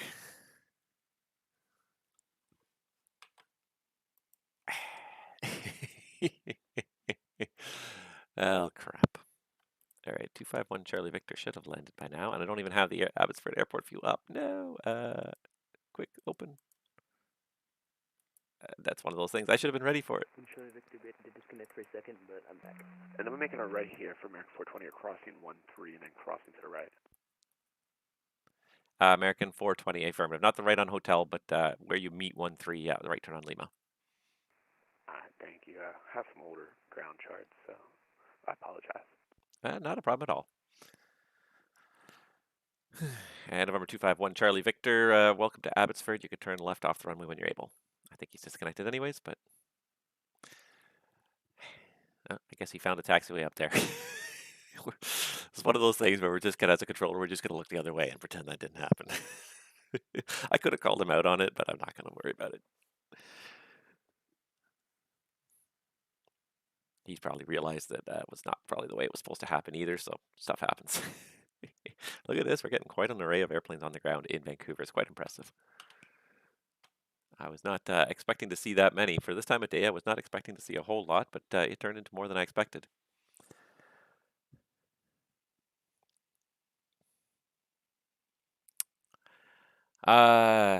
Ricardo Hotbreaks says, did VATSIM, first VATSIM flight about 2 years ago, now training to be VATSIM ATC, would love some videos on fine-tuning Euroscope. How do you switch between airports so fast? F7.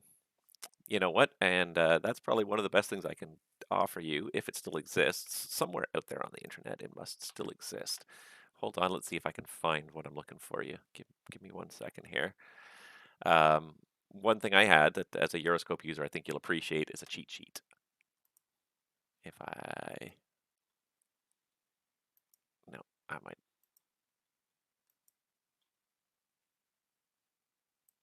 It thinks I'm logged in and it thinks I'm not logged in, so... I'm not sure if you can download this if you're not logged in, but I'm going to try and see if I can find it for you anyways. But F7.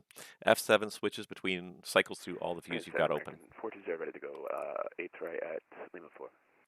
American 420 Vancouver, contact me once you're airborne. The wind's 070 at 8, clear for takeoff, runway 08 right. Alright, contact you when airborne, clear for takeoff, 8 right, American 420, thanks. So just trying to see if... Air Canada 255, passing through 3400. Air Canada 255, identified. Continue climb flight level 380. 380, Air Canada 255. And Air Canada 255, passing 9,000. Turn right direct, Enderby, Yankee November Yankee on course. Turn right, Yankee Whiskey Bravo, on course, Air Canada 255.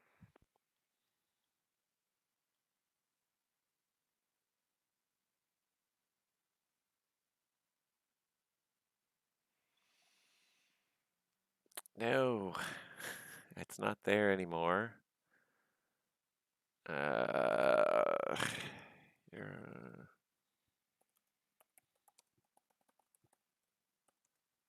Let's see if it's anywhere out there. Because I used to have a sheet.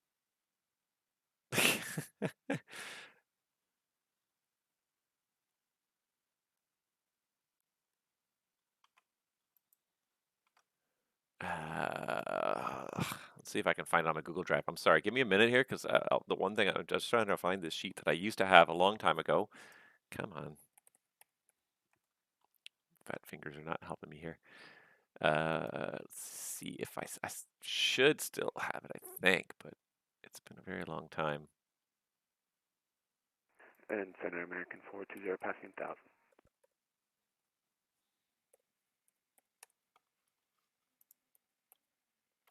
American 420 Vancouver Center identified, climb 16,000, passing 3,000, turn right, direct Seattle on course.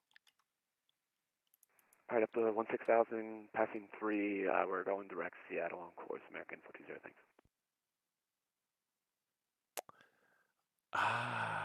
It might not exist anymore. Holy jabolies. Because honestly, like, I made this sheet years and years ago, and it was just like, it was all the Euroscope shortcuts. There's so much in Euroscope. Euroscope's a fantastic piece of software. It truly is, but it's written by a programmer because the documentation is not terrible, but there's so much undocumented features in it. Yeah. Unfortunately, yeah, that's not a bad idea of sort of a video that sort of highlights some of the fine-tuning Euroscope. At the end of the day, Euroscope's very much it's one of the things that's great about it is it's so customizable. Everything you do is customizable, and there's lots of fantastic shortcuts, like having all this stuff docked up here. These three lists are all docked together, or I can separate them. So under quick set, you can either connect these all together, sector inbound list, sector exit list, departure list. You can connect them all together, and I can even anchor them to the top left corner, or I can have them all be separate menus. A lot of the stuff you kind of learn by playing with it. But yeah, everything is customizable. Anything and everything on your scope is customizable, which is kind of, again, it's useful. It's not, uh, it is a lot. It's intimidating to learn in the beginning. I will absolutely grant you that. It's a lot to learn in the beginning, because there's so much kind of just going on with it. But okay, so he's turning on course.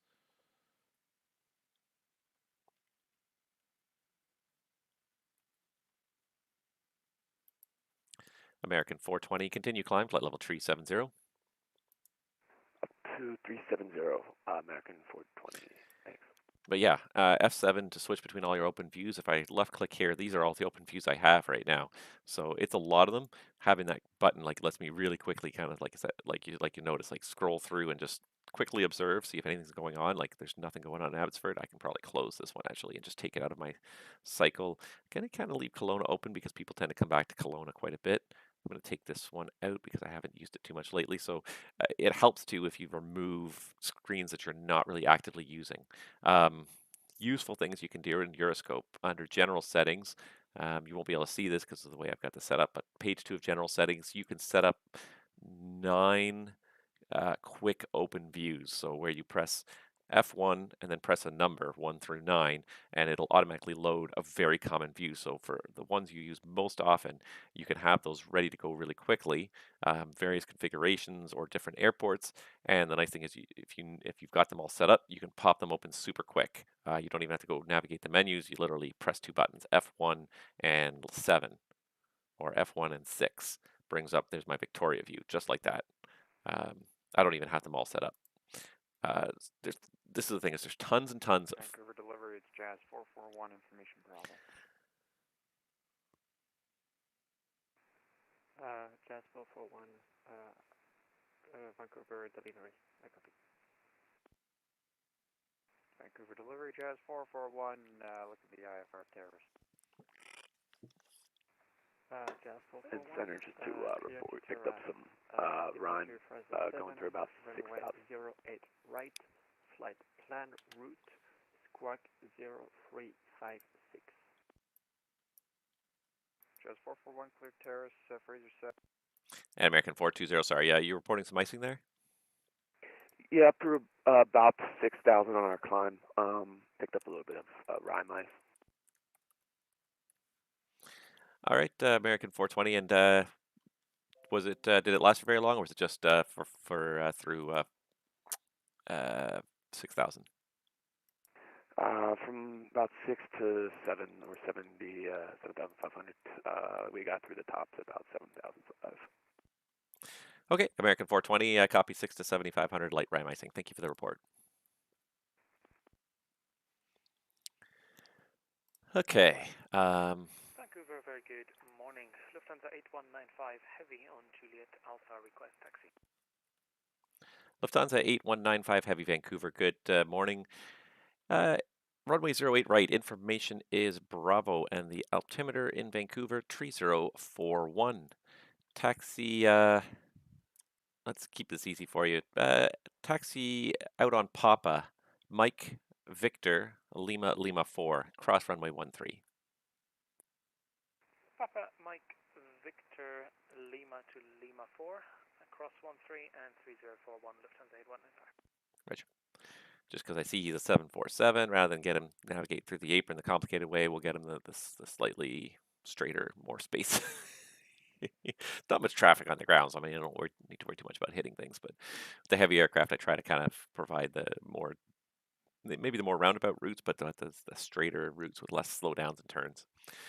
Yeah, Euroscope's got tons and tons of keyboard shortcuts, and that's probably the best way to learn to be an effective controller with it is to just make them second nature. Probably the button you probably will press the most is F8 is the shortcut for changing the altitude. So if I press F8 and then type in an altitude, and I have a numeric keypad, I actually bought myself a numeric keypad here for, if I can show it off there, but my laptop doesn't actually come with a numeric keypad, and I find that just for typing in altitudes and squawk codes really quickly, the numeric keypad is best. So I actually bought a numeric keypad. So F8, type in your altitude, like say 12,000, 120, and then you can click on the aircraft. So F8 is one of those buttons you're going to press a lot. F7 scrolls through all the views. F6 shows the flight plan. Let's see here. F11 and F12 zoom in and out. F9 assigns a squawk code. F1 is kind of a shortcut for a whole bunch of stuff. F3 is pick up airplanes. F4 is drop airplanes. Like all these keys that you're going to learn all the time. And then F1 has a ton of shortcuts associated with it. It's your shortcut button. So if you press F1 and a number, it opens up a view. If you press F1 and D, it brings up the distance tool really quickly, so you can map out the distance between two airplanes or two airplanes and an object. F1F is the find. You can find anything. If you don't know where Terrace BC is, so you type in F1F and type in CYXT. Hey, look, there's Terrace at the end of my white line. F1 is just like it's a super key in Euroscope, and it creates access to so many functions, and half of them are undocumented, and that's the biggest thing. I had a cheat sheet where I had listed all the F1 functions I had found. Someone introduced me to this a little while ago. There's a special F4 variation if you do Shift F4. So F4 will normally create a handoff to the next controller. So if Edmonton was online and if I hit F4 to drop this airplane's track, it'll try to hand it to the next controller. But there's a secret shortcut called Shift F4 that will not try to do the handoff. It will just drop the airplane off your radar. So normally if there's no other controller online, if I hit F4, I'm going to stop tracking this airplane. You'll notice he changed color and my 2-letter code disappeared there. If I press Shift F4, even if there's another controller online that it should go to, that drops it anyways, regardless. So many shortcuts, so undocumented. I had a sheet, and I can't find it now, but I had a cheat sheet of all the Euroscope shortcuts that I was aware of, especially the F1 shortcuts, because there's dozens of them. If you hit F1 and almost every letter on the keyboard is something different. Not every letter, but like probably there's like 20 or 30 different shortcuts that you can get to with F1. But they're not well documented in Euroscope's documentation. So like I learned a lot of them through trial and error from learning from other people, and I had a sheet. I just can't find it. I'm going to have to figure out where it is. Let's see, what are we doing here? American 420 Vancouver, you're leaving my airspace to the south. Seattle's not online. Surveillance service terminates. Switch to the en route frequency. Have yourself a good day. Alright, over to en route frequency. Appreciate the air traffic control. See you, American 420. Have a good day. You as well. Let's see. Demoriano says I wish live traffic was fixed up a little bit and had some GA traffic injected too. I've tried the offline traffic, but it's hard to use the ATC with all the please expedite your descent too. Yeah, I'm not. I like the idea behind the AI traffic in the Sims, but again, my biggest problem is like I'm a real huge fan of VATSIM, of the realism of dealing with real people. There's just no way to simulate what real people do and the variations. No amount of scripting can really kind of simulate the human condition of just randomness of different people doing different things. So like I find that I never really quite feel like the AI traffic adds enough immersion, like the AI traffic with artificial flight plans creates enough immersion that it's usually worth the frame rate hit and the performance hit of having all these extra artificial airplanes around. With VATSIMers, they're crazy enough and random enough that it's worth the extra hit for a couple of airplanes around your airport. And yeah, I I don't I don't mind the fact that there was not a number pad on this keyboard. I went down on when I bought this new computer. So I bought this computer basically just under a year ago, and I had had a 17-inch screen before that. And the one thing about 17-inch screen, when you're traveling a lot, it's fucking big and it's fucking heavy. And I just got tired of it. So I went down to a 15-inch screen for my laptop this time around. And it's nice. It's not big, but it's big enough. Most places you can go, I can usually plug into a TV screen and get a big output if I want it. The thing I didn't kind of realize was that because it's a smaller format, then of course you're going to lose the number pad. But I don't mind that. I kind of like it because the keyboard I think is a good size as it is. To me, it was a small sacrifice to have to buy an external number pad.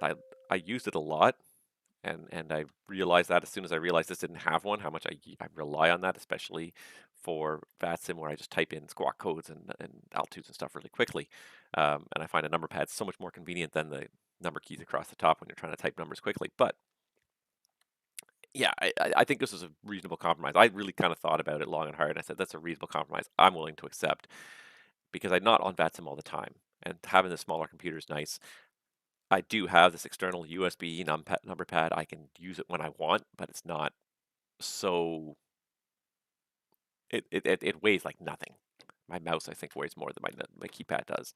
And basically I have a USB hub because I have to plug in my headset as well every time I sit down to control. So I have the headset and this number pad on one USB hub. So I just plug in the one hub all the time.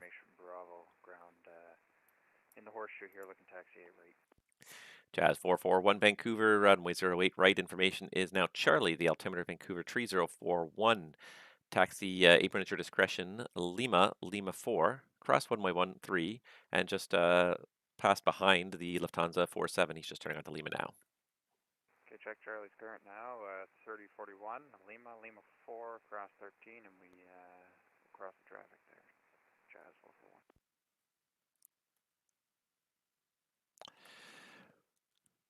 Yeah, I think that was a reasonable sacrifice. So I just have one USB hub. I have the headset and the number pad pretty much permanently wired to them. I almost never unplug them, and I just plug the USB hub in and out all the time. The Alt F4 shortcut.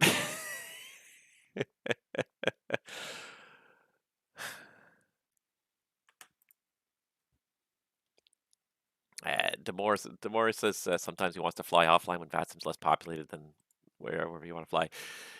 I feel that. I totally feel that. I get that mentality. The way I look at it is that VATSIM is is greater than the sum of all of its parts. The more time you put into it, the more you'll also convince other people to fly around and be part of the network and more controllers to be online. So whenever I can, I fly online as much as possible. It's not an always thing, but it's about 90% of the time.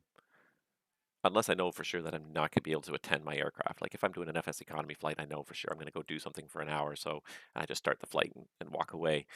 Otherwise, I always try to be online because you just never know when you're going to lure in a controller that way, and that it just make that controller's day a little bit more interesting, make the other pilots' days a little bit more interesting. So, Travis says the quick reference is lost when the Toronto website changed over to the new one. Yeah, I see that. I see it's not in the list anymore. I just don't know why. Yeah, I don't know where it is, and I don't know that I don't have the original. I made that probably 2 computers ago. So I don't have the original. I thought I had it on my Google Drive, but I might not, which would be a real damn shame if it's lost. Lufthansa 8195, Lima 4, fully ready. Lufthansa 8195 Vancouver, contact me once you're airborne. The wind 070 at 8, clear for takeoff, runway 08 right. Clear takeoff, Lufthansa 8195. Yeah, I think I've lost that sheet too because I thought it was in my Google Drives. I have several Google Drives and I don't see it in any of them. Let me see if I have it here. I'm gonna keep looking here. Maybe I might have it still buried in my documents folder somewhere. I have like 17 folders of training stuff here.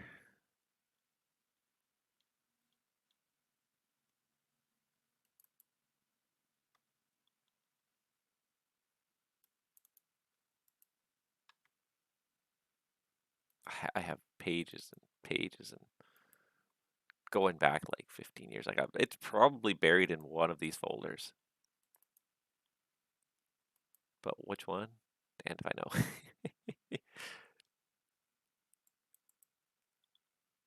Training modules NTU.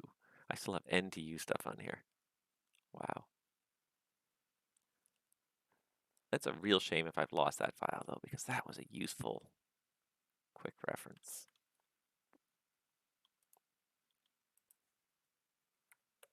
I'm going to just search the whole folder and see if I can find anything here. Vancouver, hello to you again. It's Speedbird 99 November Papa this time. We're at Charlie Yankee X-Ray Tango and requesting clearance. We have altimeter 2982, A321 and requesting 15 for departure. Speedbird Niner November Papa Vancouver. Hello again. Let's see here, terrace winds are showing 110 at 7. The altimeter there is 2979. And how long before you'll be ready for departure? Yeah, probably about 10 minutes or so. And we are ready for push and engine start this time. Speedbird 99 November Papa. Okay, perfect. Speedbird 99 November Papa. You're cleared to Bozeman via the let's see here. Sorry, via the Kitimat one. That's it. Speedbird 99 November Papa. Cleared to Bozeman. The Kitimat 1 departure off of runway 15 and flight plan route. Squawk code 0752. Your clearance is valid now. Cancelled if not airborne by 1845 Zulu. Okay, cleared via the Kidderman 1 departure to Bozeman, and we've got the expiry of 45 past the hour, and squawking 0752, Speedbird 99 November Papa, and request start and push. Speedbird 99 November Papa. The feedback is all correct. Terrace is uncontrolled, so pushback startup is at your discretion. You can return to Unicom now for the departure, and just give me a call. This frequency airborne. Roger, okay, Speedbird 99 November Papa. Jazz 441, line up, runway 08 right. Line up, right, Jazz 441. Lufthansa 8195 heavy, say passing altitude. Lufthansa 8195, passing 3,800. Lufthansa 8195 heavy, thanks. You're identified. Continue climb 16,000. Turn right, direct Seattle VOR on course. 16,000, direct Seattle on course, Lufthansa 8195. Jazz 441, caution possible wake turbulence from the departed 747 ahead. Wind 070 at 7. Contact me airborne, clear for takeoff, runway 08 right. Jazz 441.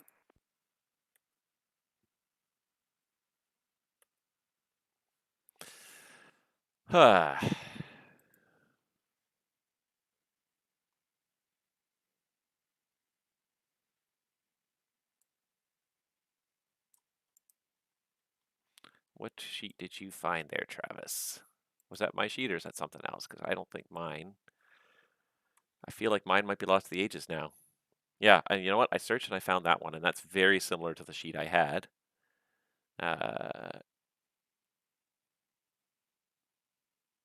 It's got a lot of the more common F1 ones on there. So, yeah, I had my sheet was very similar to that. I've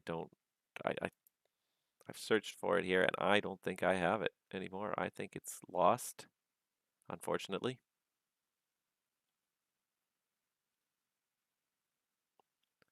Lost to the ages, which is a bit of a shame.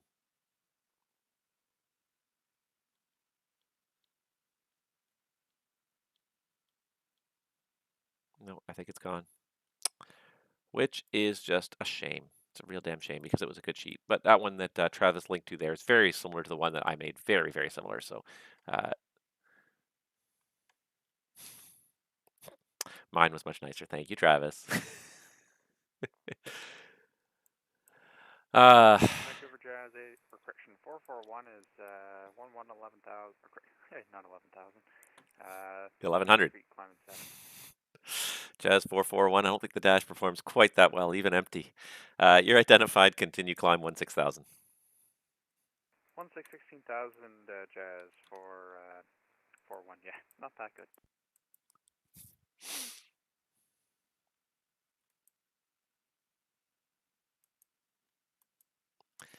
Jazz 441. Left turn direct Fazbo on course. Left direct Fazbo Jazz 441. Now, DeMorino says, any MSFS airport add-on recommendations for Canadian airports? I think there's a sale going on right now. Yes. Oh, and there goes Jazz. There's nope. Okay, he's good. Just a momentary glitch.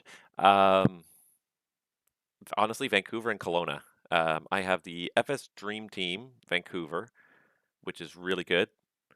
And I have the FSIM Studios Kelowna, again, really good. They're both really good airports. I think if you're going to fly in Canada, I recommend them, and I think and they're a great pair because they work really well together. You know, being very close together, you can fly back and forth between them.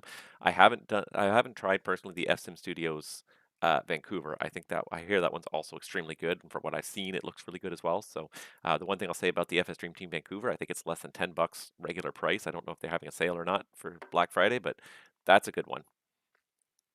Yeah, I like that one a lot.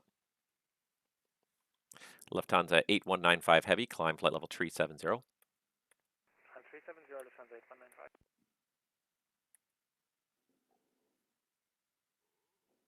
Jazz is having trouble staying connected. Other Canadian airports, I'm trying to think right now. Nothing else jumps out right now. You know what's good? I did get it. Moncton. Aerosoft has a Moncton airport out there on their website, on their store. That one was good. Yeah.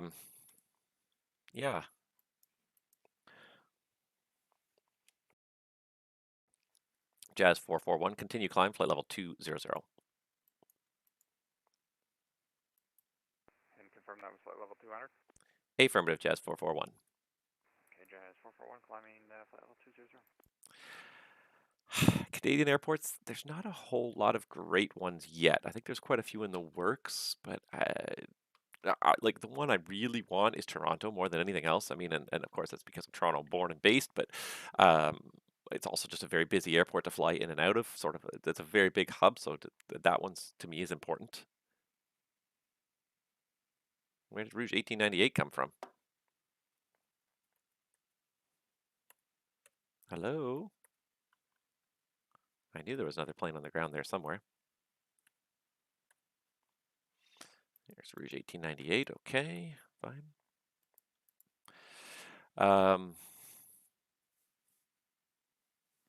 Yeah, I'm sure there's lots of sales going on right now. I really honestly have not been looking. Vancouver Center, WestJet 2060, ready for taxi. WestJet 2060 Vancouver. The information is Charlie, runway 08 right, and the altimeter 3042. And I just can't tell, are you facing west there on the apron? WestJet 2060, yeah, we are facing west. WestJet 2060, thank you. Runway 08 right, taxi Papa, Mike, Victor, Lima, Lima 4, across runway 13. WestJet 2060, Papa, Mike, Victor, Lima, Lima 4, across runway 13. Yeah, Moncton it's a fairly small airport, but yeah. Center, Rogue 1898, climbing through 1000. Rouge 1898, Vancouver Center, squawk ident. Rogue. Oh yes, of course, Roman Studios, Ottawa. Yeah, that is a fantastic airport. It's almost too good. Rouge 1898 identified. Thank you. Climb flight level 350. 350, Rouge 1898. Lufthansa 8195 Heavy. You're now leaving my airspace to the south. Seattle's not online. Switch to the en route frequency. Surveillance service terminates. Have a good day. Alright, thanks very much for your service. We'll see you next time, Lufthansa 8195. See ya. Yes, Roman Studios has done a couple of really good airports now, and I can't believe I forgot about him. Yes, his Ottawa is fantastic. It's very very detailed. It's the one airport in MSFS that I've noticed that actually makes a big difference to the performance on my sim. It's the one that I've seen. If one of my videos where we flew there, it really choked up the sim at night. Control, good evening. Correction, good afternoon. Air Canada 978, this is Charlie for the taxi. And sorry, call him ready for taxi. That was Air Canada 978. Affirmative, Air Canada 978. Air Canada 978, Vancouver. Thanks. Information Charlie is current. Runway 08 right. The altimeter 3042. Taxi apron at your discretion. Papa, Mike, Victor, Lima, Lima 4. Cross runway 13. Papa, Mike, Victor, Lima 4, cross 13, Air Canada 978. Yeah, so Roman Studios Ottawa is fantastic, and it's great because it's a perfect airport for doing all sorts of different things. It's a nice mid-level airport, so you can do international flying there, you can do regional flying there, but you can also do GA flying, and everything sort of fits in there. So it's a really nice kind of all-around airport that way.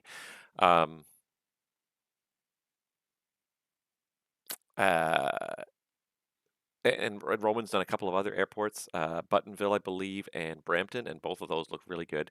There's a lot of the thing is right now there's a lot of smaller airports available for Canada in MSFS. I believe there's a Kitchener as well. In terms of like the major airports, though, people are still working on them. Toronto, I know Fly Tampa's working on it. They've said it many times in their forum that it's in progress. Same with Montreal, but it's just a matter of getting it done to a point that meets their standard, and they have a pretty high standard these days. So it's going to probably be a while. Toronto's a big and complicated airport, and ditto for Montreal. Lots of kind of complicated buildings. It's going to be a while for those ones, but those ones will be good when they come out. And it's the same thing for like Calgary, Edmonton. Those are two that I also kind of miss. Just trying to think what else I had. I haven't come across too many, and this is the thing. Like I'm always kind of keeping an eye out, but I have been sort of it's been taking a backseat because I haven't been flying. I haven't been watching as closely the airport releases, but hopefully we'll get more of the major airports. It's funny that like a lot of minor airports are being handled well, but the major airports, you think about it, like there's no really good like I don't believe there's a really good JFK out there yet. Boston. Vancouver, it's Fibber 99 November Papa, climbing through 2,500, direct at TAV. Speedbird 99 November Papa Vancouver, negative radar contact at this time. Continue climb flight level 370, and I'll get you hopefully on radar here shortly. Roger, climb flight level 370, Speedbird 99 November Papa. Yeah, I think Pearson is just a case of it's such a big scenery to begin with. It's such a complicated airport with so many buildings covering quite a large area. It's in the middle of a built-up area, so you kind of have to do at least a sort of some buildings are on the periphery. Like you take some very large airports and they're sort of out, and there's not lots nearby. I think of Denver. It's kind of out in the boonies, out in the fields. There's not a lot nearby there, but Pearson is surrounded by a lot of buildings, so you really have to take some time to tweak the performance too, because it's such a complicated airport. And Toronto has always got a lot of strange buildings, performance problems. You've got to really kind of tweak it. So it's coming, and it'll be good when it comes out. That's one of the big ones I'm missing. Boston is one that I'm surprised also is not out there yet. Speedbird 909 November Papa Vancouver. I believe I've got you on radar. Squawk ident and say passing altitude. Okay, and you have passing 5,000. Correction, passing flight level 56 for flight level 370. We've converted to standard. What's a 370? All right, Speedbird 99 November Papa. You're identified. Continue climb 370 and continue on course. Continue 370, and if you want us to reset to an altimeter setting for you to correlate, that's no problem. Just let me know. Speedbird 99 November Papa. 99 November Papa. That's fine for now. That's close enough for me. Actually, though, I'm just seeing now here it's popping up that you have a duplicate code with somebody, so I'm going to need you to change to Squawk 0705, please. Roger, 0705, Speedbird 99 November Papa. Rouge 1898 to Vancouver. You've left my airspace to the South. Seattle's not online. Surveillance service terminates. Switch to the en route frequency and have a good day. Over to Union for service, Rouge 1898.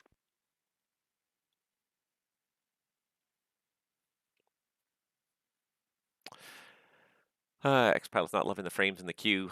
I'm guessing that's the, what is it, the FlyJ Sim queue? Looks like a really nice airplane. That'd be one that'd probably be worth checking out. I can't put another sim on my computer. I have P3D and MSFS. I can't get X-Plane as well. That's just too many sims, too much to keep track of. When MSFS reaches a level where I don't think I need P3D anymore, and I think one of the biggest keys on that is going to be quite a number of good airplanes. Because I like to go back to P3D sometimes to fly my favorite airplanes like the 7.3, the 7.4, the Mad Dog. And I know the Mad Dog's coming too to MSFS. So when like that array of airplanes kind of gets into MSFS, I don't think I'm going to feel the need to fly that anymore. It'll be a little while still, but got a couple more on the ground here. These guys are taxiing. Pardon me. WestJet 2060 Vancouver. Contact me once you're airborne. The winds 07087, clear for takeoff, runway 08 right. WestJet 2060, call airborne, clear for takeoff 08 right. Air Canada 978, behind the departing 73, lineup only, runway 08 right.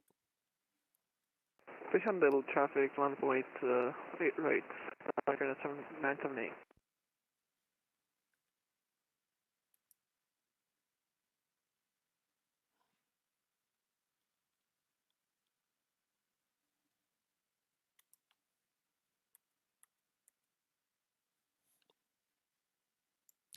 Yeah, Boston is another airport that I am surprised is not out there. But again, Fly Tampa scenery. Fly Tampa does some of the best airports, but Boston is a huge. Oh, Bagu, that was you in Jazz. Okay, I gotcha. I didn't put two and two together. My apologies. You were the Jazz 441. Got it.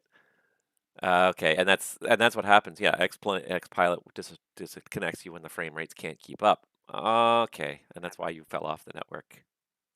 I got it. I got it. My apologies. Well, if it gets far enough away from Vancouver and the plane can hopefully get pick up the frame rate a little bit, when the scenery gets a little bit simpler, then hopefully we'll get you back on there again.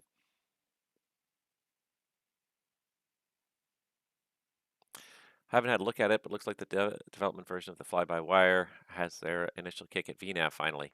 WestJet 2060 is airborne. That would be nice. WestJet 2060, say passing altitude. WestJet 2060 passing 700. WestJet 2060, thank you. Identified. Continue climb 16,000. Continue climb 16,000, WestJet 2060. And WestJet 2060, just confirm you're on the runway heading still. Yeah, we're turning back now, WestJet 2060. Thank you. Air Canada 978, contact me once you're airborne. The winds 07087, clear for takeoff, runway 08 right. Call 1 in, clear for takeoff 8 right. Air Canada 978. Ha, yeah, that'd be good. I haven't flown that fly-by-wire one in a while. I'm also really looking forward to that Phoenix A320. Speedbird 909 November Papa, go ahead. Request 30 minutes away for dinner. 909 November Papa, you said 30, correct? Hey, firm. I mean, I'll be back before then, but I'll just be eating, that's all. All right, 909 November Papa, that is approved. Let me know when you're back. Okay. Yeah, that'll be about the time I'm getting ready to head out of here as well. Another hour, probably at the most. Not quite an hour. 45 minutes, we'll probably head out, give or take. There he is. WestJet 2060, turn right, direct Seattle VOR on course. WestJet 2060, right turn, direct Seattle VOR on course. Yeah, that fly-by-wire 320, it was good in a lot of ways. It wasn't perfect. It wasn't bad airplane though. It definitely better than the default airplane. I enjoyed flying it. I haven't flown it very much. Air Canada 978 600. Air Canada 978, thank you. Identified. Continue climb 7,000. 7,000, Air Canada 978. Now, these two guys, because they're going to the same place, they're going to somewhere in Mexico, something, MMSD. I don't know what MMSD is, but it's in Mexico anyways. I need separation from these guys, so this guy's got to hopefully maintain runway heading. Looks like he's doing a pretty good job of it. I need 10 miles in trail between them, so I'm going to have to just keep him on the runway heading just a little bit longer.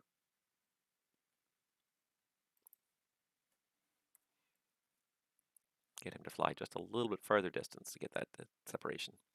Air Canada 255 Heavy Vancouver, you're leaving my airspace to the northeast. Edmonton's not online.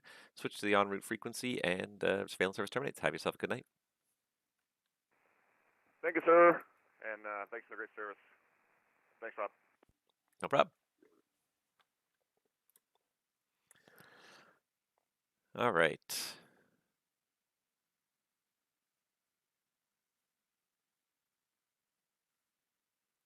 Air Canada 978, climb 16,000. 16,000 Air Canada. And Air Canada 978, just stay on the runway heading for about another 1 or 2 minutes. I'll have a turn for you. Just got to get some in-trail between you and the traffic ahead. Roger that, 978. He's going above 7,000, right? I cleared it to 16, I think. Yeah, there he goes. He's going. Always verify, is one of the things you learn as a controller, is always verify that people are doing what you expect. Just because you gave them an instruction doesn't mean they're going to follow it. You have to always verify. So that's what I was doing there. I didn't mean to delete that distance leg there. Give it about 30 more seconds here. Edmonton is sorry. That was not a dig at Edmonton. It was just a statement of fact. It is your birthday. Statement of fact. Air Canada 978, turn right, direct Seattle VOR on course. Right turn to the Seattle VOR on course, 978. WestJet 2060, climb flight level 350, above 10,000, speed 300 or faster, please. WestJet 2060, climb 350 and above 10,000, speed 320. WestJet 2060, 300 or faster. Roger, 300. All right, I feel like nothing much is happening in Kelowna anymore, so I can probably get rid of this Kelowna stuff here. So now we're sort of running out of airplanes here. We had a whole big rush of departures there. It's sort of starting to fall off, which means it might be a good idea to cut the stream short in the next 15 or 20 minutes here. This guy's about to leave my airspace to the north. These two guys are going to leave to the south, and then that's going to be it. I'm going to have no airplanes. That's as good a time as any to end the stream, as much as and I'm enjoying the stream. And don't get me wrong, I am enjoying the stream, but I got to get ready for work at the end of the day. So rather than be rushed and try and get ready in 20 or 30 minutes, I give myself a little bit of extra time by getting out of here a little early. Because the other thing that's going to happen is that I'm going to get 6 people log in, and I'll not be able to leave. And all of you that are watching that are VATSIM controllers know what that's like. As soon as you're ready to leave, all of a sudden, a whole bunch of people log in. Air Canada 978, continue climb, flight level 350, above 10,000, speed 300 knots or less. 300 knots left and level 350 Air Canada 978. There we go, we got 12 miles in trail. Nice. If Seattle came online, he'd be very happy with that. It's easy when there's only 2 airplanes. When you got a whole ream of airplanes going the same direction, 6 or 8 or 10 of them, it'll roll okay. It gets a little bit more challenging, but that's pretty easy. Yeah, I think we'll hand these guys off to Unicom, this guy off to Unicom, and we'll call it a day there. Unfortunately for the Speedbird who went to dinner, he's going to come back, we're going to be gone. But it's the nature of VATSIM. When you got to go, you got to go. You give what you can. I'm happy to have given something finally, because I feel like I have not given much lately. But it just... So Cody asked if I'm back in the air. No, sorry. And if you caught the first half of my stream, that's all I talked about was my renovation and the fact that it's getting there. It's definitely getting there.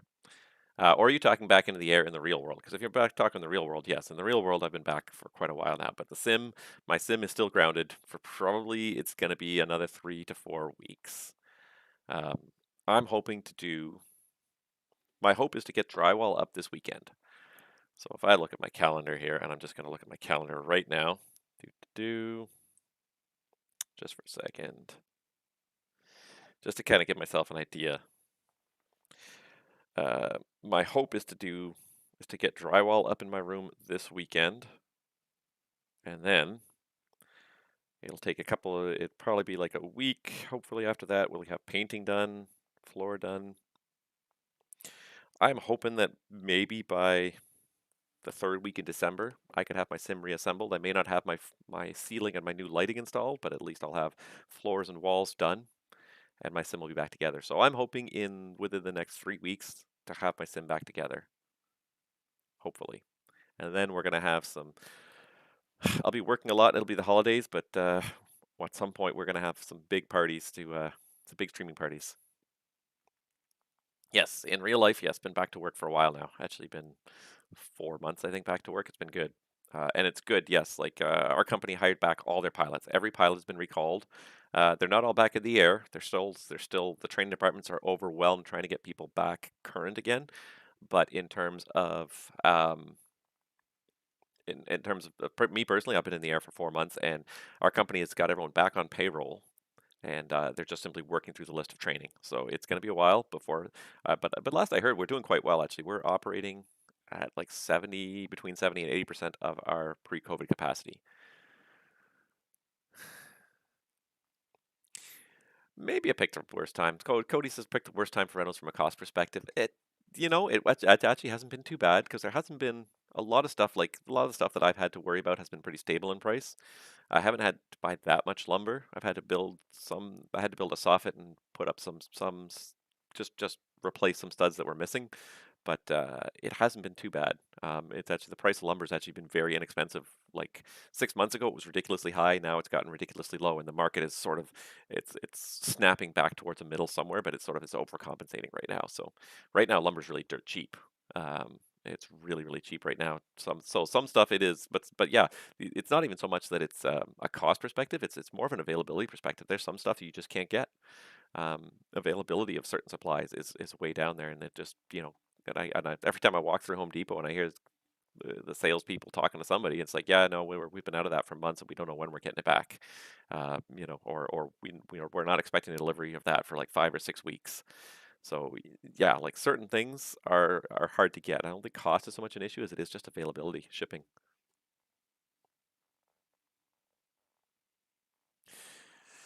Yeah, running The Sims 24/7. That's exactly what they're doing right now.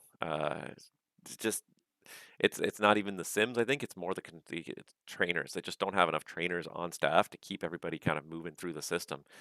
And the trainers are very quickly getting burned out. Even faster than The Sims potentially are getting burned out, the trainers are getting burned out. They can't keep up with the amount of they can't keep up with the amount of training that needs to be done.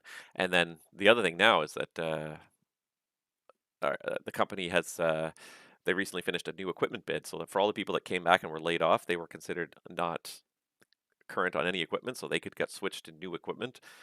So they did a whole company-wide equipment bid, and over a third of the pilots have changed equipment. So even pilots that were already trained, a third of the company's got to be completely retrained new initial courses over the next. It's going to take almost a year for all those people to get trained because some of the airplanes they don't even have courses set up to run right now. So when they finally get them set up, so they can't take people off those airplanes until there's people coming on to replace it. It's all so complicated and crazy now. Uh, but yeah, so the training departments are going to be overwhelmed for the next 12 months easily. And then by then we'll be hiring again probably. All right, that text only guy is leaving, so leave my airspace north, Anchorage offline.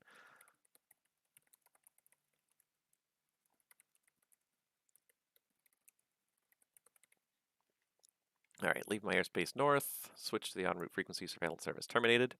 And you guys, WestJet 2060, you've left my airspace to the south, Seattle's not online, switch to the en route frequency surveillance service terminates. Have a good day. WestJet 2060, roger, have a good day.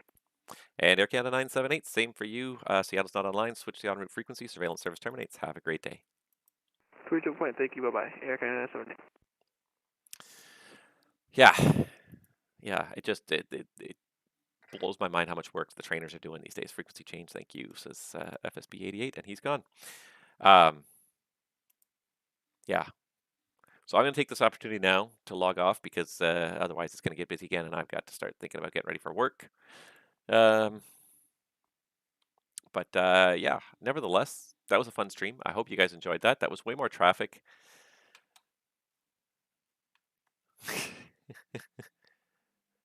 VATSIM had our turn at crazy training queues, and now it's passing the buck back to the airlines. Yeah, I'm going to pull the plug now before it gets busy again, so I can go and get ready for work. But guys, thank you so much for watching. I hope you had fun. That was more traffic than I was expecting for a what is it? Wednesday afternoon. Wednesday morning and Wednesday lunchtime. That's way more traffic than I was expecting, so it turned out pretty well. Stay tuned to the channel as always, guys. If you haven't, make sure you subscribe. I will start streaming airplane flying again soon. I will start streaming The Sims soon.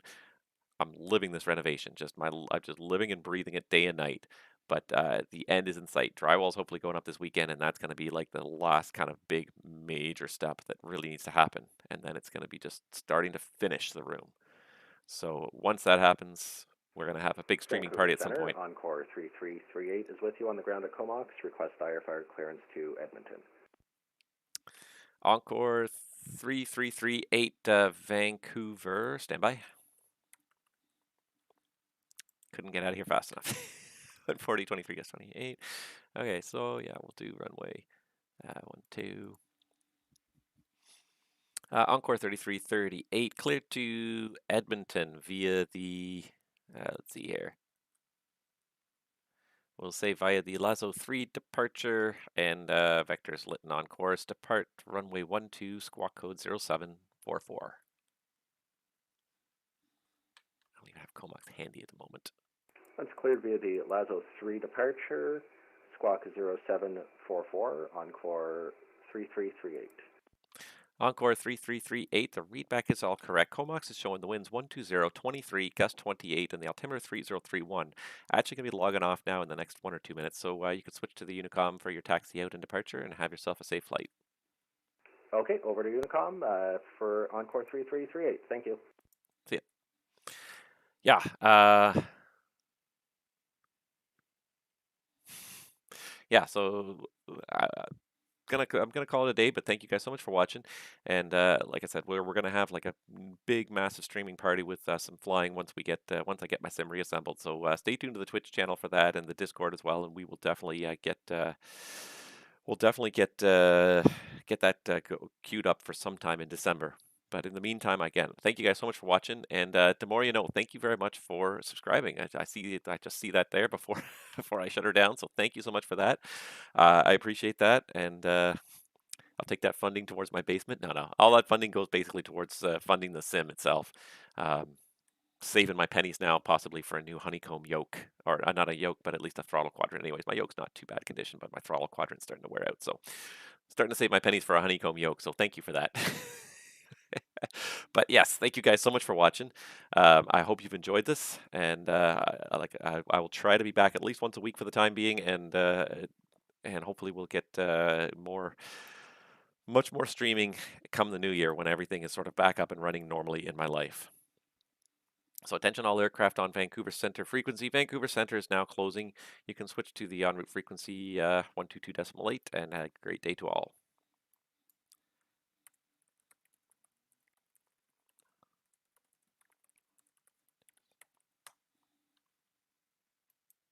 All right, and I just texted because Speedbird's away. I texted him, and that's it. So yeah, otherwise I am done, guys. Thank you so much for watching, and happy and have yourself a good rest of the week, and stay safe and healthy out there. And we'll see you guys.